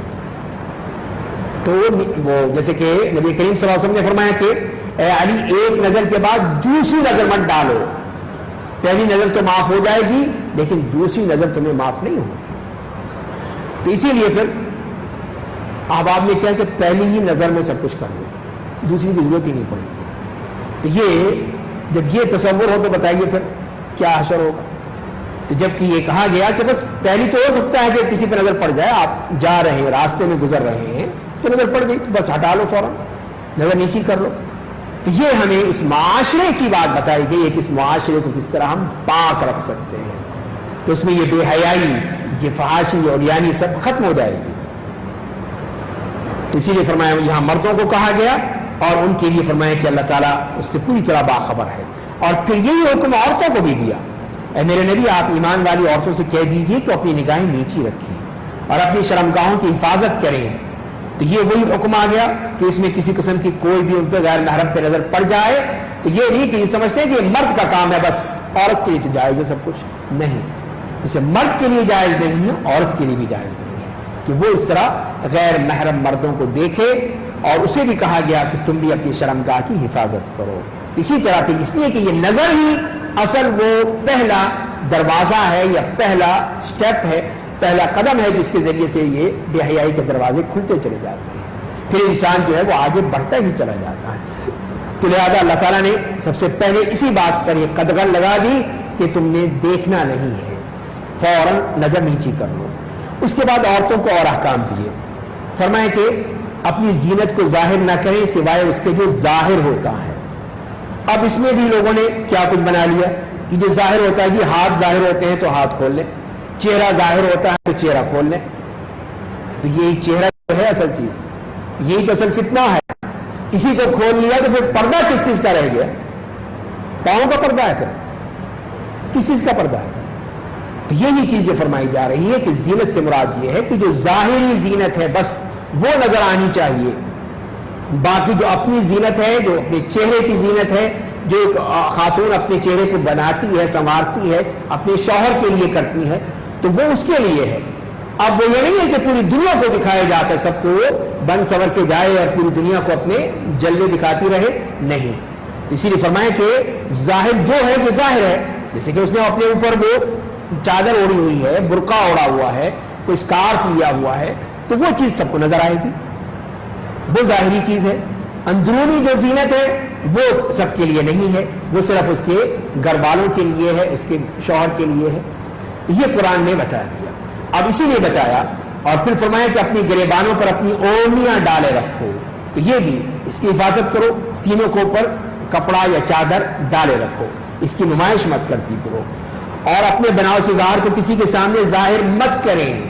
یہ بھی پابندی لگا دی کہ یہ جو میک اپ ہے، بناؤ سنگار ہے، زینت و زیبائش ہے، یہ کس کے لیے ہے؟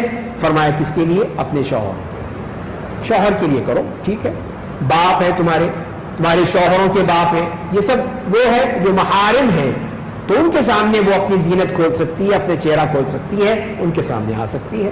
اس کے بارے میں بتایا جا رہا ہے کہ اپنے شوہر کے، اپنے باپ کے، اپنے شوہروں کے باپ کے، یا اپنے بیٹوں کے، یا اپنے شوہروں کے بیٹوں کے، ستیلی اولاد وہ بھی اس کی اولاد ہے، یا اپنے بھائی کے جو ہے بچے ہیں، یا اپنے بھائیوں کے بیٹوں کے، یا اپنی بہنوں کے بیٹوں کے، یعنی بھائی ہو گئے سگے بھائی، یا بھانجے اور بھتیجے ہو گئے، یا اپنی عورتوں کے، عورتیں جو گھر میں کام کرتی ہیں ظاہر ہے کہ وہ عورتیں ان کے لیے کوئی پردہ نہیں ان سے، یا اپنے غلاموں کے، جو غلام ہیں جو کہ ان سے وہ پردہ نہیں ہے، یا اپنے گھر رہنے والے ان لوگوں کے سوا جو عورتوں کی خواہش نہیں رکھتے، جو عورتوں کی خواہش نہیں رکھتے یا تو کہ بہت ہی بڑی عمر کے لوگ ہیں، یا وہ جن کے ہاں یہ سلسلہ ہی نہیں ہے، مخنث قسم کے لوگ ہیں وہ ہیں، یا ان بچوں کے سوا جو ابھی عورتوں کی شرمگاہوں سے آگاہ نہیں ہے، ان کو پتہ ہی نہیں چلا، ان کو معلوم ہی نہیں چیزوں کے بارے میں کچھ، تو وہ بھی ظاہر ہے ان سے پردہ نہیں ہوگا.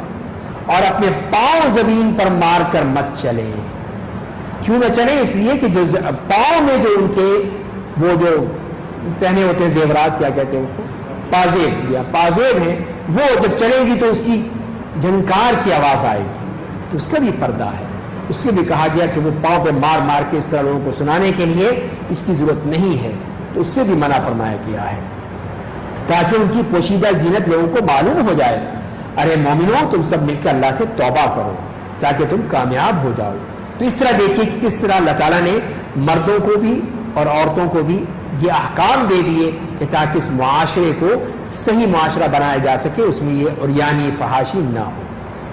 اور تم میں سے جو مرد بغیر بیوی کے اور جو عورتیں بغیر شوہر کے ہوں ان کی شادی کر دو، اور اپنے نیک ایماندار غلاموں اور لونڈیوں کی بھی شادی کر دو. اگر وہ فقیر ہوں گے تو اللہ اپنے فضل سے انہیں مالدار کر دے گا. دیکھیے کتنی زبردست آیت ہے یہ، جس پہ ہم غور نہیں کرتے. اگر وہ فقیر ہے کہ اس کے پاس کچھ نہیں ہے، نہیں جی پہلے جاب ہونی چاہیے، جاب لے کر آئے، نہیں جی کوئی اسٹیٹس ہونا چاہیے، کوئی طرح وہ اس کے پاس ڈگری ہونی چاہیے، تب کریں گے شادی، ورنہ نہیں کریں گے۔ لڑکی چاہے بیٹے بھی بڈھی ہو جائے 40 سال 50 سال کی، یہ نہیں جی ہمیں نہیں چاہیے، ہمیں تو وہ چاہیے، یہ ہونا چاہیے، وہ ہونا چاہیے۔ پھر اس کے بعد جب کوئی نہیں آئے گا تو پھر کسی روڑے لنگڑے کے ساتھ بیاہ کر دیں گے، لا چل لے گا تو اسے۔ یہ دیکھیے اللہ تعالیٰ نے تو کتنے بروقت احکام دیے ہیں کہ جو اس قابل ہو گیا مرد یا عورت تو اس کی شادی کر دو۔ اس میں تو وہ بھی آ گیا جو جس نے طلاق دی ہے یا جس کی بیوی کا انتقال ہو گیا ہے، یا وہ عورت جو بیوہ ہو گئی ہے، مطلقہ ہے، تو سب کا ہے کہ ان کی شادی کر دو۔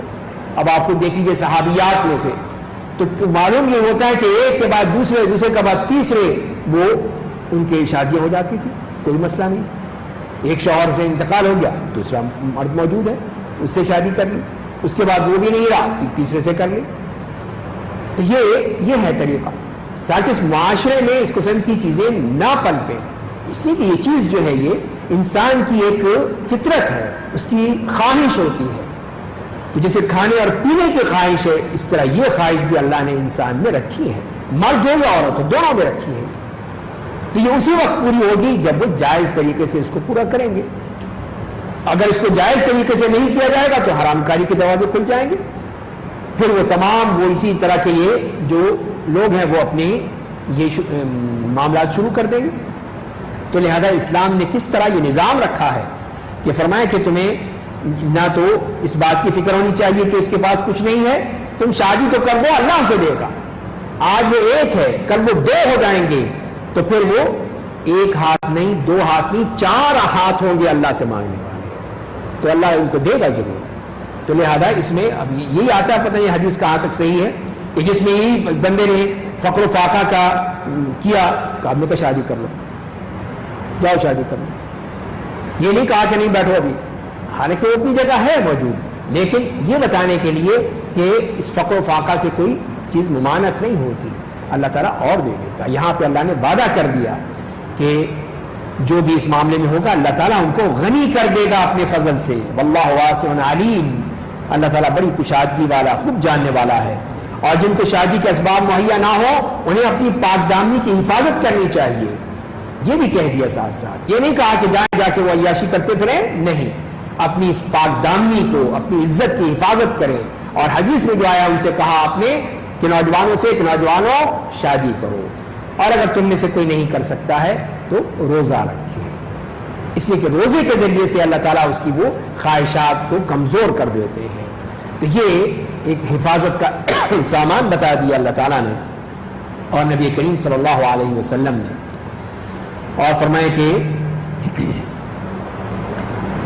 اللہ اپنے فضل سے انہیں مالدار بنا دے۔ تمہارے غلاموں میں سے جو مال کے عوض اپنی آزادی کی تحریر لکھوانا چاہیں، تمہیں ان میں سے اس کی صلاحیت معلوم ہو تو انہیں لکھ کر دے دو۔ تو یہ ہے مکاتبت، کہ جب کوئی غلام یہ چاہے آزادی لینا چاہے تو وہ اپنی قیمت ادا کر دیتا ہے، قسطوں میں ادا کر دیتا ہے کہ میری اتنی قیمت بنتی ہے تو میں آپ کو ہر سال یا ہر مہینے اتنے دے دوں گا، جب پورے ہو جائیں گے تو مجھے آزاد کر دینا۔ تو وہی اللہ تعالیٰ نے فرمایا کہ ہاں ٹھیک ہے، اگر کوئی غلام اس قابل ہے، لونڈی ہو یا غلام ہو، کہ اپنی آزادی کے لیے وہ پیمنٹ کر سکتا ہے اپنی، تو ٹھیک ہے اس کو آزاد کر دو، تاکہ یہ غلامی ختم ہو، لوگ آزاد ہوں۔ اس سے حضرت بریرہ رضی اللہ تعالیٰ عنہ کا واقعہ ملتا ہے کہ انہوں نے اپنے جو ان کے آقا تھے ان سے طے کیا، اور پھر حضرت عائشہ کے پاس آئیں اور انہوں نے کہا کہ آپ میری مدد کریں، حضرت عائشہ نے ان کی مدد کر دی۔ تو لہذا یہ چیز اللہ کو پسند ہے، اور اللہ نے تمہیں جو مال دیا ہے ان میں سے کچھ دے کر ان کی مدد کرو۔ تمہاری لونڈیاں اگر پاک دامنی چاہتی ہوں تو محض دنیاوی زندگی کے فائدے کی خاطر انہیں زنا پر مجبور مت کرو، اور جو انہیں مجبور کرے گا تو بے شک اللہ ان پر جبر کیے جانے کے بعد بڑا مغفرت کرنے والا نہایت مہربان ہے۔ تو یہ ان لوگوں کا جاہلیت کا تصور تھا کہ وہ لوگ مال کی خاطر اپنی لونڈیوں کو اجازت دیتے تھے کہ تم بدکاری کرو، لاؤ پیسے لاؤ، یہ سیکس ورکر، چلو کماؤ پھر۔ تو وہ اس طرح یہ کماتے تھے اپنی لونڈیوں کی بنیاد پہ۔ تو وہ اللہ تعالیٰ نے کہا کہ نہیں، اگر وہ پاک دامنی چاہتی ہے تو پھر تم کیوں مجبور کرتے ہو اس بیچاری کو کہ وہ جا کے پیسے لا کر دے تمہیں؟ نہیں۔ تو یہ جو مجبور کرے گا بے شک اللہ تعالیٰ اس کو تو معاف کر دے گا، بیچاری مجبور ہے، لیکن تمہیں جو ہے اس کی سزا ملے گی۔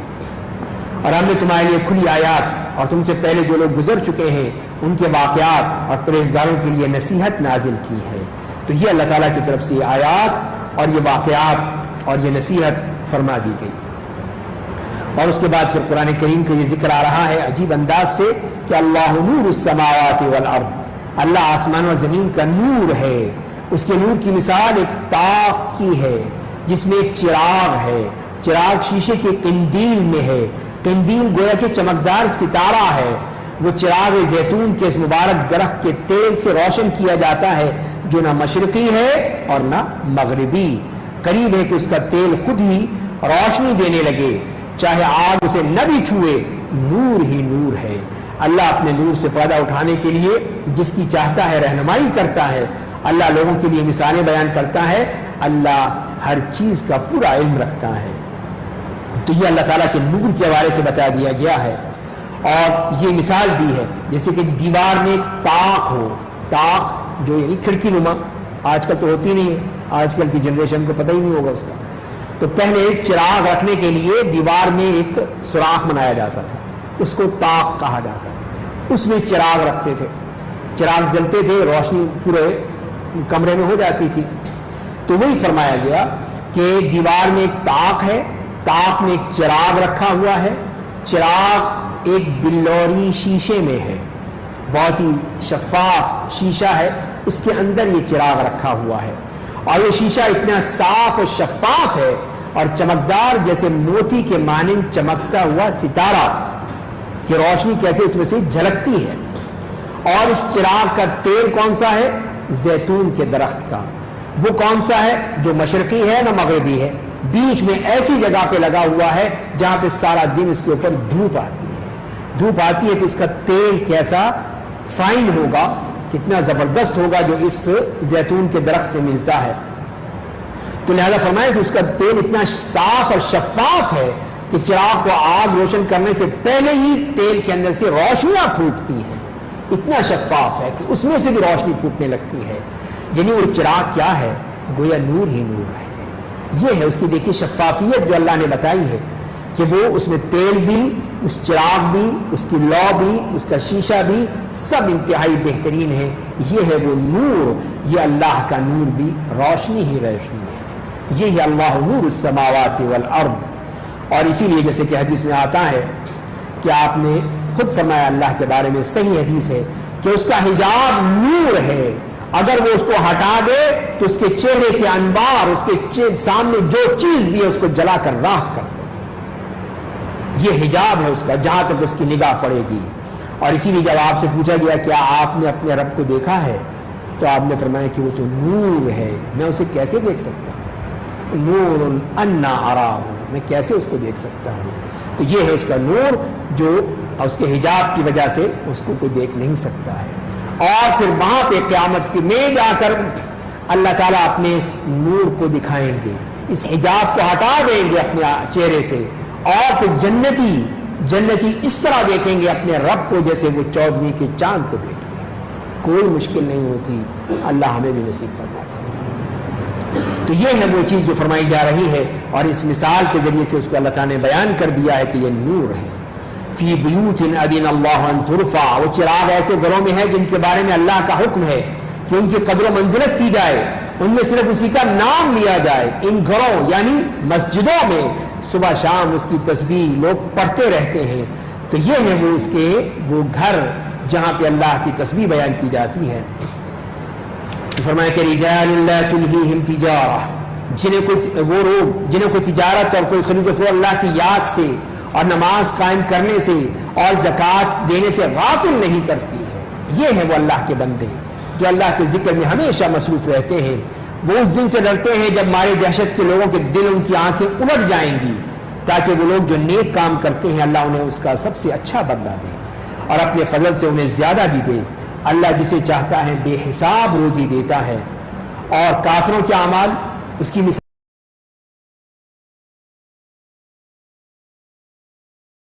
سمجھتا ہے، یہاں تک وہاں اللہ کو پا ہی فرمایا کہ یہ دنیا کی مثال کیا ہے، ان کے اعمال، ان کافروں کے اعمال جو دنیا میں انہوں نے کیے ہیں، کسراب، سراب کی طرح ہے کہ آج بھی دیکھیں اگر آپ کہیں جا رہے ہو سفر پر تو آپ کو دور نظر آئے گا جیسے پانی ہے. ریت میں تو بہت یہ چیز نظر آتی ہے، لیکن ریت نہ بھی ہو تب بھی وہ اس طرح وہ روشنی میں منعکس ہوتی ہے کہ معلوم ہوتا ہے کہ وہاں تو ٹھاٹھے مرتا ہوا تو دریا بہ رہا ہے، قریب پہنچے تو کچھ بھی نہیں. تو یہی فرمایا کہ ان کا معاملہ بھی یہی ہے. وہ سمجھتے ہیں کہ انہیں بہت کچھ کما لیا، بہت کچھ کر لیا، لیکن جب وہ قیامت کے دن پہنچیں گے تو وہاں کچھ بھی نہیں ہوگا، سب کچھ ختم ہو چکا ہوگا، کوئی چیز ان کے ہاتھ میں نہیں آئے گی. تو یہی سراب ہے. تو یہ دنیا بھی ایک سراب ہے کہ جس کے ہم سمجھتے ہیں کہ بہت کچھ ہم نے حاصل کر لیا لیکن کچھ نہیں حاصل کیا، اس لیے کہ وہ ہمارے ہاتھ میں ہی نہیں ہے. پھر اس کے بعد جو ایک اور مثال دی، یا ان کے اعمال کسی گہرے سمندر کی اندرونی تاریکیوں کے مانند ہیں جنہیں موج نے ڈھانپ رکھا ہے، اس کے اوپر ایک دوسری موج ہے جس کے اوپر بادل ہیں، گویا اوپر تلے صرف تاریکیاں ہی تاریکیاں ہیں. اگر آدمی اپنا ہاتھ نکالے تو اسے دیکھ نہ پائے، جسے اللہ نہ نور عطا کرے تو اسے کہیں سے نور نہیں مل سکتا. تو یہ اللہ کا نور ہے جو کہ اللہ ہی سے مل سکتا ہے اور کہیں سے نہیں مل سکتا، اللہ کی کتاب سے مل سکتا ہے اور کہیں سے نہیں مل سکتا ہے. تو یہی چیز فرمائی گئی کہ جب تاریکیاں ہی تاریکیاں ہوں، موجوں کی تاریکیاں، بادلوں کی تاریکیاں، سب تاریکیاں ہوں، تو بتاؤ اتنے کہاں سے روشنی ملے گی؟ اتنی روشنی بھی نہیں ہے کہ اپنا ہاتھ نکالے تو ہاتھ نظر نہیں آتا. یہ ان کی حالت ہے. تو فرمائے کہ ان تاریکیوں میں جہاں کفر کی تاریکیاں، شرک کی تاریکیاں، نفاق کی تاریکیاں ہوں، بدعات اور خرافات ہوں، تو وہاں پھر نور کیسے ملے گا؟ نور اسی وقت ملے گا جب اللہ کا نور ہوگا، اور وہ تمہیں ملے گا تب ہدایت ملے گی. یہاں پر ایک اور موضوع شروع ہوا. فرمایا کہ اے میرے نبی، آپ دیکھتے نہیں کہ آسمان اور زمین میں پائی جانے والی تمام مخلوقات اور فضا میں پر پھیلا کر اڑتی ہوئی چڑیاں سب اللہ کی تسبیح بیان کرتی ہیں. ہر مخلوق اپنی نماز اور اپنی تسبیح کو جانتی ہے. اللہ ان سب کے اعمال سے خوب واقف ہے. تو یہ تمام مخلوقات جو صرف اللہ کی تسبیح کرنے میں مصروف ہیں، اور آسمانوں اور زمین کی بادشاہت صرف اللہ کے لیے ہے، اور سب کو اللہ ہی کے پاس لوٹ کر جانا ہے. کیا آپ دیکھتے نہیں کہ اللہ بادلوں کو ایک دوسرے کی طرف چلاتا ہے، پھر انہیں آپس میں جوڑتا ہے، پھر انہیں تہ بتہ بناتا ہے، پھر آپ بارش کو اس کے درمیان سے نکلتا دیکھتے ہیں، اور اللہ آسمان میں موجود اولوں کے پہاڑوں سے اولے برساتا ہے، یا پہاڑ جیسے بادلوں سے اولے برساتا ہے. پس وہ جس پر چاہتا ہے اسے گرا دیتا ہے، جس سے چاہتا ہے ہٹا دیتا ہے. بادل کی بجلی کی چمک اتنی تیز ہوتی ہے کہ جیسے وہ آنکھوں کی روشنی اچک لے گی. تو یہ اللہ تعالیٰ کی قدرت کے مزید مظاہر بیان کیے ہیں کہ کہیں وہ بادلوں کو ہانکتا ہے، انہیں ٹکڑے بنا کر جمع کر دیتا ہے، ایک دوسرے پر ڈھیر لگا دیتا ہے، پھر وہی اسی حال میں وہاں پہ بارش کے قطرے بن کر زمین پر برسنا شروع ہو جاتے ہیں.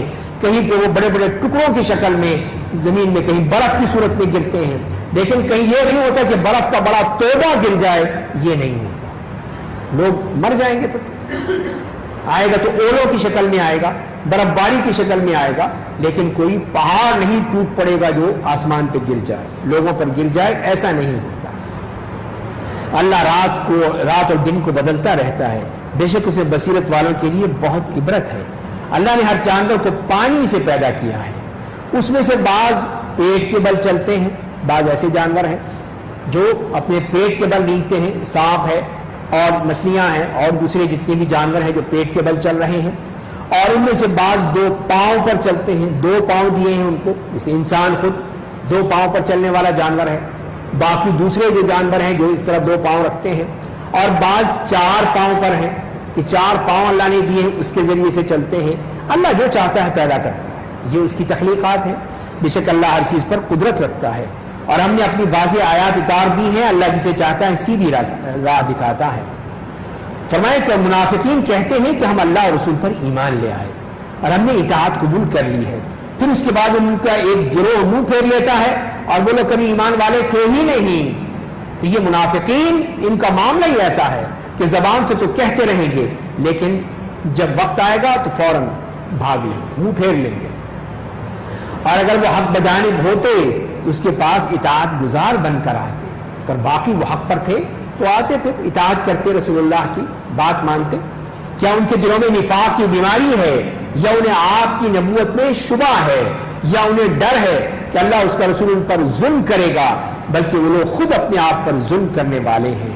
تو یہ ہے منافقین کا مسئلہ کہ دل میں ان کے یہ بیماری ہے، اور نبوت پہ شبہ بھی ہو سکتا ہے تو لیکن اللہ اور اس کے رسول ظلم نہیں کرے گا، جو انہوں نے کیا ہے اسی کا بدلہ ان کو دیا جائے گا۔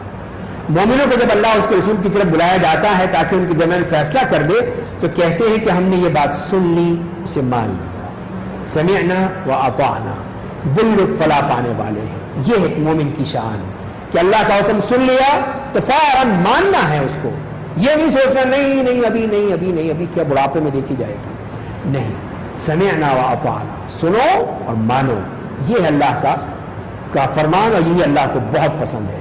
جو لوگ اللہ اس کے رسول کی اطاعت کریں گے، اللہ سے ڈریں گے، اس کا تصور کر کے تقویٰ کی راہ اختیار کریں گے تو وہی لوگ تو ہیں کامیاب ہونے والے، یہ ہے کامیابی کا معیار۔ اور منافقین نے اللہ کی سخت قسمیں کھائیں، اگر آپ انہیں حکم دیں گے تو وہ جہاد کے لیے ضرور نکلیں گے، آپ ان سے کہہ دیجئے کہ قسمیں مت کھاؤ، فرما برداری تو خود معلوم ہو جاتی ہے کون ہے فرما بردار اور کون نافرمان، بے شک اللہ تمہارے کارناموں سے خوب واقف ہے۔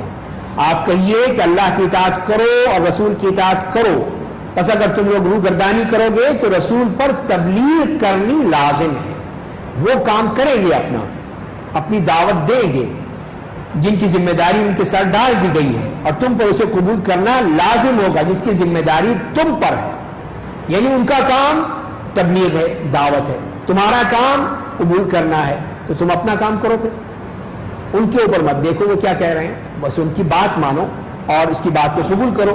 اگر تم لوگ ان کی اطاعت کرو گے تو راہ راست پر آ جاؤ، صحیح راستے پر آ جاؤ، اور رسول کی ذمہ داری تو صرف پیغام کو واضح طور پر پہنچا دینا ہے۔ تم میں سے جو لوگ ایمان لائے انہوں نے عمل صالح کیا، اللہ نے ان سے وعدہ کیا ہے کہ انہیں زمین میں خلیفہ بنائے گا، جیسے کہ ان سے پہلے کے لوگوں کو بنایا تھا، جس دین کو ان کے لیے پسند کیا ہے اسے ثابت اور راسخ کر دے گا، ان کے خوف و ہراس کو امن سے بدل دے گا، وہ لوگ صرف میری عبادت کریں گے، کسی چیز کو میرا شریک نہیں بنائیں گے، اور جو لوگ اس کے بعد کفر کی راہ اختیار کریں گے وہی لوگ فاسق ہوں گے۔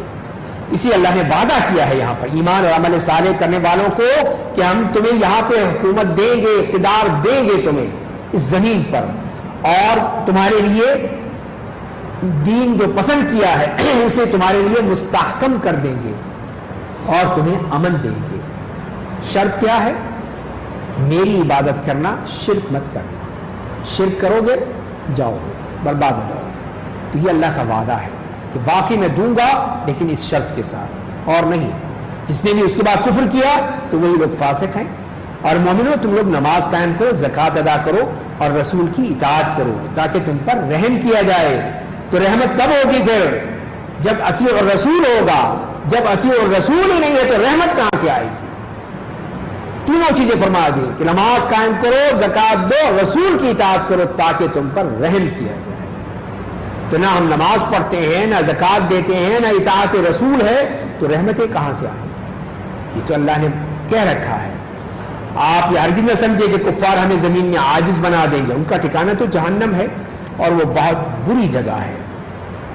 یا ایھا الذین آمنوا، اے ایمان والو، تمہارے غلام اور لونڈیاں اور تمہارے نابالغ بچے تمہارے پاس آنے کی تم سے 3 وقتوں میں اجازت لیں۔ یہ بچوں کا ادب بتایا جا رہا ہے، بچوں کو سکھایا جا رہا ہے کہ یہ بے درک نہیں ہے کہ ماں ابا کے گھر میں کمرے میں گھس گئے فوراً، نہیں، اجازت بھی لینی ہے۔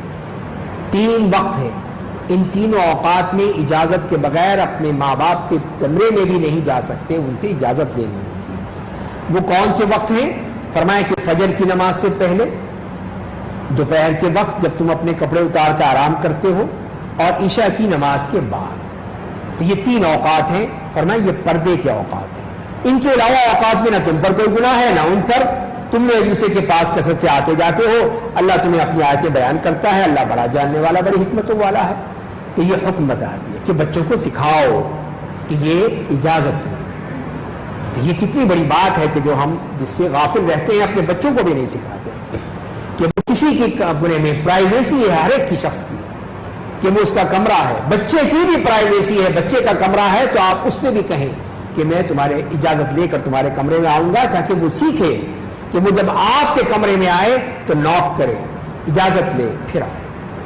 تو یہ چیزیں جو ہیں قرآن ہمیں بتا رہا ہے، اس لیے کہ یہ کوئی وہی جیسے ہم نے کہا کہ اس میں ہر ایک کی عزت ہے، عزت ہونی چاہیے، پاک دامنی ہونی چاہیے، ہر چیز جو ہے وہ اسی وقت پہ اسی جگہ پہ ہونی چاہیے جو اس کی جگہ ہے، تاکہ یہ معاشرہ خراب نہ ہو. اور تمہارے بچے جب بلوغت کو پہنچ جائیں تو تم سے اجازت لیں.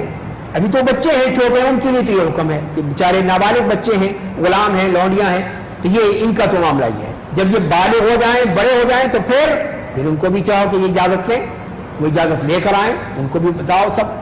اللہ اپنی آیتوں کو اسی طرح تمہارے لیے بیان کرتا ہے. اللہ بڑا جاننے والا، بڑی حکمتوں والا ہے. پھر بری خواتین کے بارے میں ان کا کیا مسئلہ ہوگا؟ فرمایا کہ بری عورتیں جنہیں نکاح کی خواہش نہ رہی ہو ان کے لیے گناہ کی بات نہیں ہے کہ وہ اپنی چادر دوپٹہ اتار دیں، بشرطے کہ اپنی زینت دکھاتی نہ پھریں اور اس سے پرہیز بھی کریں، تو ان کے لیے بہتر ہے. اللہ بڑا سننے والا، خوب جاننے والا ہے. تو لہذا اگر بڑی عمر کی خاتون ہے، اب اس نے کوئی شادی بیاہ تو کرنا نہیں ہے، تو لہذا وہ اب اگر وہ اپنا وہ برقع اتار بھی دیتی ہے، چادر اتار بھی دیتی ہے، تو کوئی بات نہیں، کوئی ایسا مسئلہ نہیں ہے. لیکن یہ نہیں ہے کہ وہ بند سمر کے بیٹھ جائے لوگوں سے ملنے کے لیے، نہیں. یہ تمام چیزیں اب ختم ہو گئی. اس کے لیے کوئی حرج کی بات نہیں، نہ اندھے کے لیے، نہ لنگڑے کے لیے، نہ تو بیمار کے لیے، نہ خود تمہارے لیے کہ اپنے گھروں سے کھاؤ، یا اپنے باپ کے گھر سے، یا اپنی ماں کے گھر سے، یا اپنے بھائیوں کے گھر سے، یا اپنی بہنوں کے گھروں سے، یا اپنی چچا کے گھروں سے، یا اپنی پھپھیوں کے گھروں سے، اپنے ماموں کے گھروں سے، یا اپنے خالاؤں کے گھروں سے، یا ان گھروں سے جن کی چابیاں تمہارے اختیار میں ہیں، یا اپنے دوستوں کے گھروں سے. کوئی حرج نہیں، تم سب مل کر کھاؤ، الگ الگ کھاؤ. بس جب تم گھروں میں داخل ہو تو اپنے لوگوں کو سلام کہو، جو اللہ کی جانب سے مبارک اور پاکیزہ سلام ہے. اللہ تعالیٰ تمہارے لیے اپنی آیتوں کو اسی طرح بیان کرتا ہے تاکہ تم سمجھو. تو یہاں پر بھی یہ بتا دیا کہ ان گھروں میں جانے میں تمہارے لیے کوئی حرج نہیں ہے. یہ تمہارے سب رشتے دار ہیں، اعزاء و اقارب ہیں، تو ان کے گھروں میں جا کر ان کے ہاں کھانا پینا اس میں کوئی حرج نہیں ہے. لیکن ایک پراپر طریقے سے ہونا چاہیے، اجازت کے ساتھ، سلام کے ساتھ. اور پھر جب بھی گھر میں داخل ہو تو سلام کہو، اپنا گھر ہو یا کسی اور کا گھر ہو، سلام کرو. تو یہ بتا دیا گیا ہے کہ اس طرح یہ ایک اچھا ماحول بنا رہتا ہے. اور اسی طرح جیسے کہ حدیث میں بھی آتا ہے کہ اگر کوئی شخص جو ہے وہ سلام کر کے جاتا ہے گھر میں، تو شیطان جو وہاں پہ آ چکا ہے اس کو کہتا ہے کہ اب تو یہاں پہ رہائش نہیں ملے گی، اب نہیں رہ سکوں گا. اور جب وہ کھانے پہ بیٹھتا ہے، بسم اللہ پڑھتا ہے، تو پھر کہتے ہو کھانا بھی گیا، رہائش بھی گئے، کچھ نہیں ملے گا. لیکن جہاں پہ سلام نہیں کرتا بڑا خوش ہوتا ہے، آج تو اسٹے مل گیا، یہاں پر ٹھاٹ سے گزاروں گا. اور جب وہ کھانا کھاتا ہے، بسم اللہ نہیں پڑھتا، کہتا کھانا بھی مل گیا، اب تو بڑا خوش ہوتا ہے. تو یہ ہے کہ ہمیں جو بتایا جا رہا ہے، ایک تہذیب بتائی جا رہی ہے کہ اس طرح سلام کر کے اپنے گھر میں بھی سلام کرو، اور دوسرے کے گھر میں جاؤ تو ضرور وہاں پہ بھی سلام کرو. بے شک مومن وہ ہیں جو اللہ اس کے رسول پر ایمان رکھتے ہیں، جب ان کے ساتھ کسی اجتماعی کام میں ہوتے ہیں تو جب تک ان سے اجازت نہیں لے لیتے چلے نہیں جاتے. بے شک جو لوگ آپ سے اجازت مانگتے ہیں وہی لوگ ہیں جو اللہ اور اس کے رسول پر ایمان رکھتے ہیں. پس جب وہ لوگ آپ سے اپنی بعض ضرورتوں کے لیے اجازت مانگیں تو ان میں سے جنہیں آپ چاہیں اجازت دے دیں، اور ان کے اللہ سے مغفرت طلب کیجئے. بے شک اللہ بڑا معاف کرنے والا، نہایت مہربان ہے. تو یہ بتا دیا کہ منافقین میں اور مومنوں میں فرق یہی ہے کہ مومن جو ہے وہ آپ کی اجازت کے بغیر کہیں نہیں جاتے. آپ کو اہم کام ہے، اہم میٹنگ ہے، تو جب تک کہ اجازت نہیں لیں گے نہیں جائیں گے. تو لہذا اگر آپ چاہیں تو ان کو روک لیں، چاہے تو اجازت دے دیں، یہ آپ کا معاملہ ہے. لیکن منافقین یہ چیزیں نہیں کرتے ہیں. مسلمانوں، رسول کے بلانے کو تم آپس میں ایک دوسرے کو بلانے کی طرح مت بناؤ. اللہ تم سے ان لوگوں کو خوب جانتا ہے جو نظر بچا کر آہستگی کے ساتھ کھسک جاتے ہیں. پس جو لوگ رسول اللہ کے حکم کی مخالفت کرتے ہیں انہیں ڈرنا چاہیے کہ ان پر کوئی بلا نازل نہ ہو جائے یا کوئی دردناک عذاب نہ انہیں آ گھیرے. کتنے سخت دھمکی دے دی ہے جو رسول کی بات نہیں مانتے کہ رسول اللہ کا حکم ہے اور نہیں ماننا تو پھر کیا ہوگا؟ یا تو کہ آسمان سے کوئی عذاب آ جائے گا، کوئی بلا نازل ہو جائے گی، یا کوئی دردناک عذاب انہیں آ گھیرے. یہ انہی کے لیے ہے جو کہ رسول اللہ کی بات کو مانتے نہیں ہیں. جان لو کہ آسمان اور زمین میں جو کچھ ہے اس کا مالک اللہ ہے. نیت و عمل کے اعتبار سے تمہارا جو حال ہے وہ اسے خوب جانتا ہے، اور جس دن لوگ اس کے پاس لوٹائے جائیں گے تو وہ انہیں بتائے گا کہ جو کچھ وہ دنیا میں کرتے رہے تھے اللہ ہر چیز سے اچھی طرح واقف ہے۔ تو یہاں سورہ نور مکمل ہوتی ہے، چند آیات ہیں سورہ فرقان کی، اذان کے بعد ان کو بھی ہم مکمل کر لیں گے انشاءاللہ۔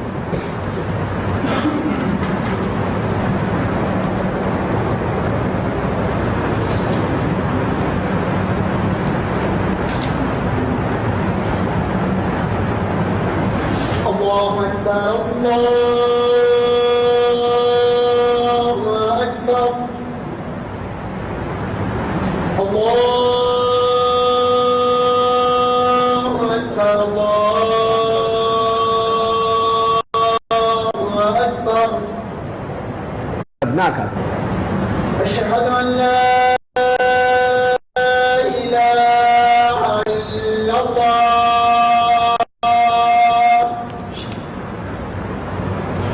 اشہد ان لا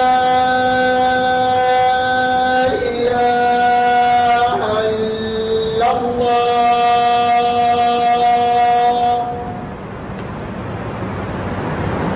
اشہد ان محمد رسول اللہ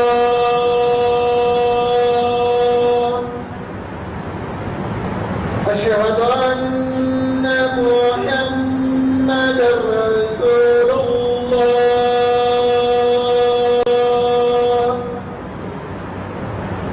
حی علی الصلاة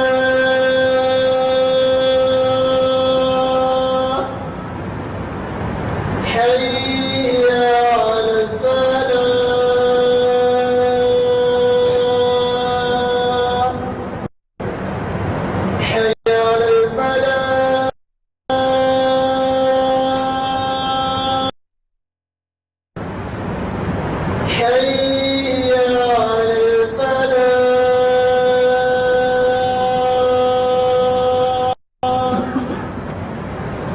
اللہ اکبر اللہ اکبر لا الہ الا اللہ لا الہ الا اللہ۔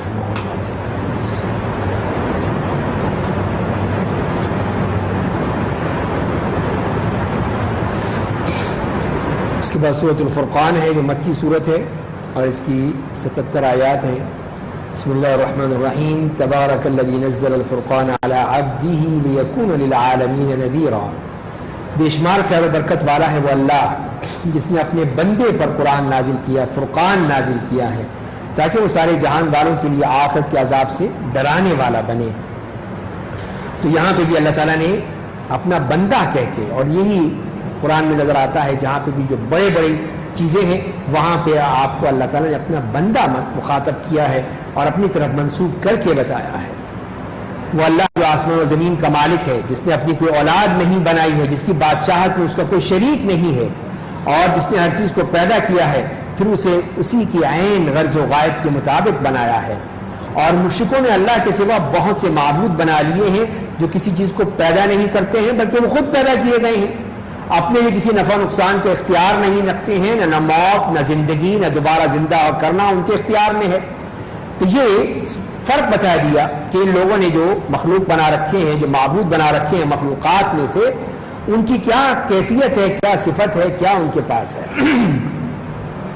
تو اصل تو صفت جو پہلے بتائی گئی ہے وہ ہے جو آسمان و زمین کا مالک ہے، جس کی کوئی اولاد نہیں ہے، جس کی پوری بادشاہت میں کوئی شریک نہیں ہے، اور نے تمام موجودات کو پیدا کیا ہے۔ تو چار صفات بیان کی اللہ کی، اور کافروں نے کہا کہ یہ قرآن سوائے جھوٹ کے کچھ نہیں ہے جو اس نے گھڑ لیا ہے، اور کچھ دوسرے لوگوں نے اس کام میں اس کی مدد کی ہے، بس ان لوگوں نے ظلم اور کذب بیانی سے کام لیا ہے۔ اور انہوں نے یہ بھی کہا کہ یہ قرآن اگلے لوگوں کی کہانیاں ہیں جو اس نے لکھوا رکھے ہیں، بس وہی ان کے سامنے صبح و شام دی جاتی ہیں۔ تو یہ مشرکین کے باطل عقائد اور ان کے اعتراضات، تو اے میرے نبی آپ کہہ دیجئے اس قرآن کو اللہ نے نازل کیا ہے جو آسمان و زمین کی تمام پوشیدہ باتوں کو جانتا ہے، بے شک وہ بڑا ہی مغفرت کرنے والا بے حد مہربان ہے۔ اور کافروں نے کہا کہ اس رسول کو کیا ہو گیا ہے، یہ کھانا کھاتا ہے اور بازاروں میں چلتا ہے، اس کے پاس کوئی فرشتہ کیوں نہیں بھیج دیا گیا تاکہ اس کے ساتھ وہ بھی لوگوں کو ڈراتا؟ تو یہ وہی جو عذر پچھلی قوموں کا بھی چلا آ رہا ہے کہ یہ کیسا نبی ہے، یہ ہماری طرح کا انسان ہو کے یہ نبی بن گیا، کھاتا پیتا بھی ہے، چلتا پھرتا بھی ہے، بیوی بچے بھی ہیں اس کے، یہ کیسے ہو گیا؟ تو وہی یہاں پہ فرمایا جا رہا ہے کہ یہ ان کا، پھر یہ کہ فرشتہ کیوں نہیں نازل ہو گیا، کوئی اس کے ساتھ کوئی نشین فرشتہ ہوتا، باڈی گارڈ بن کے اس کے ساتھ چلتا، یا اس کے پاس کوئی آسمان سے خزانہ اتار دیا جاتا، یا اس کا کوئی باغ ہوتا جس کا یہ پھل کھایا کرتا۔ ان ظالموں نے مسلمانوں سے کہا تم لوگ ایک ایسا آدمی کے پیچھے لگ گئے ہو جس پر جادو کر دیا گیا ہے۔ تو یہ ان کی ساری وہ مخالفت کی باتیں ہیں۔ آپ دیکھ لیجئے یہ آپ کی کیسی کیسی مثالیں بیان کرتے ہیں جس کے نتیجے میں گمراہ ہو گئے ہیں، اب سیدھی راہ پر نہیں آ سکتے۔ بے شمار خیر و برکت والا وہ اللہ جو اگر چاہے تو آپ کے لیے ان باغوں سے بہتر مہیا کر سکتا ہے جس کا یہ ذکر کر رہے ہیں، ایسے باغات جن کے نیچے نہریں جاری ہیں، اور آپ کو بہت سے عالیشان محل عطا کر دے۔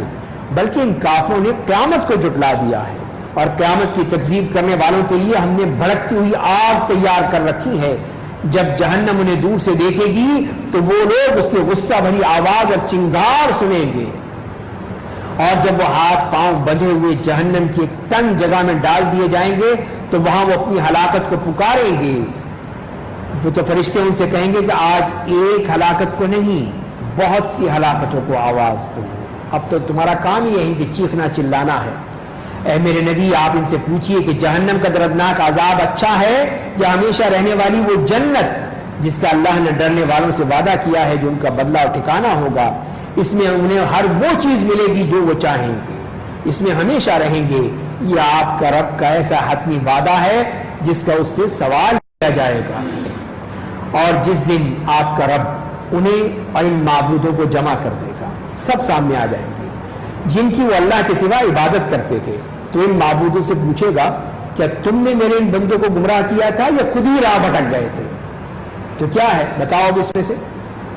تو وہ کہیں گے کہ ہمارے رب تو تمام عیوب و نقائص سے پاک ہے، ہمارے لیے ہرگز یہ مناسب نہیں تھا کہ ہم تیرے سوا دوسروں کو اپنا دوست بناتے، لیکن تو نے انہیں اور ان کے باپ دادا کو عیش و آرام کی زندگی دی، یہاں تک کہ یہ تجھے یاد کرنا بھول گئے۔ یہ تھی اصل وجہ، اور یہ تھے ہی ہلاک ہونے والے لوگ، اسی لیے ہلاک ہوئے کہ جب اللہ کو بھول گئے تو اب شیطان نے انہیں کہیں سے کہیں پہنچا دیا۔ تو اللہ مشرکوں سے کہے گا ان معبودوں نے تمہاری بات کو جھٹلا دیا کہ وہ عبادت کے لائق تھے، یہ تم جو کہہ رہے تھے اس کی نفی ہو گئی، نہ اب تم عذاب کو ٹال سکتے ہو، نہ اپنی مدد کر سکتے ہو، نہ تم میں سے کوئی جو شرک کرے گا اسے ہم بہت سخت عذاب دیں گے۔ اور ہم نے آپ سے پہلے جتنے بھی انبیاء بھیجے سب کھانا کھاتے تھے، بازاروں میں چلتے پھرتے تھے، اور ہم نے تم میں سے بعض کو بعض کے لیے باعث آزمائش بنایا ہے تاکہ دیکھیں کہ کیا تم صبر کرتے ہو، اور آپ کا رب اس سب کو اچھی طرح دیکھ رہا ہے۔ تو یہ ان کے اس مذاق کا، ان کی استہزاء کی جواب دے دیا کہ جتنے بھی ہمارے انبیاء کرام آئے سب کھانا بھی کھاتے تھے، بازاروں میں بھی جاتے تھے، تو لیکن تم سمجھ نہیں سکتے ہو، تو لہذا صبر آپ سے کہا کہ آپ بھی صبر کیجئے، برداشت کیجئے ان کی باتوں کو، باقی اللہ ان سب کو دیکھ رہا ہے۔ آئندہ ہم اگلے 19واں پارہ انشاءاللہ کل پڑھیں گے۔ اللہ تعالی ہمیں سمجھنے اور عمل کرنے کی توفیق عطا فرمائے۔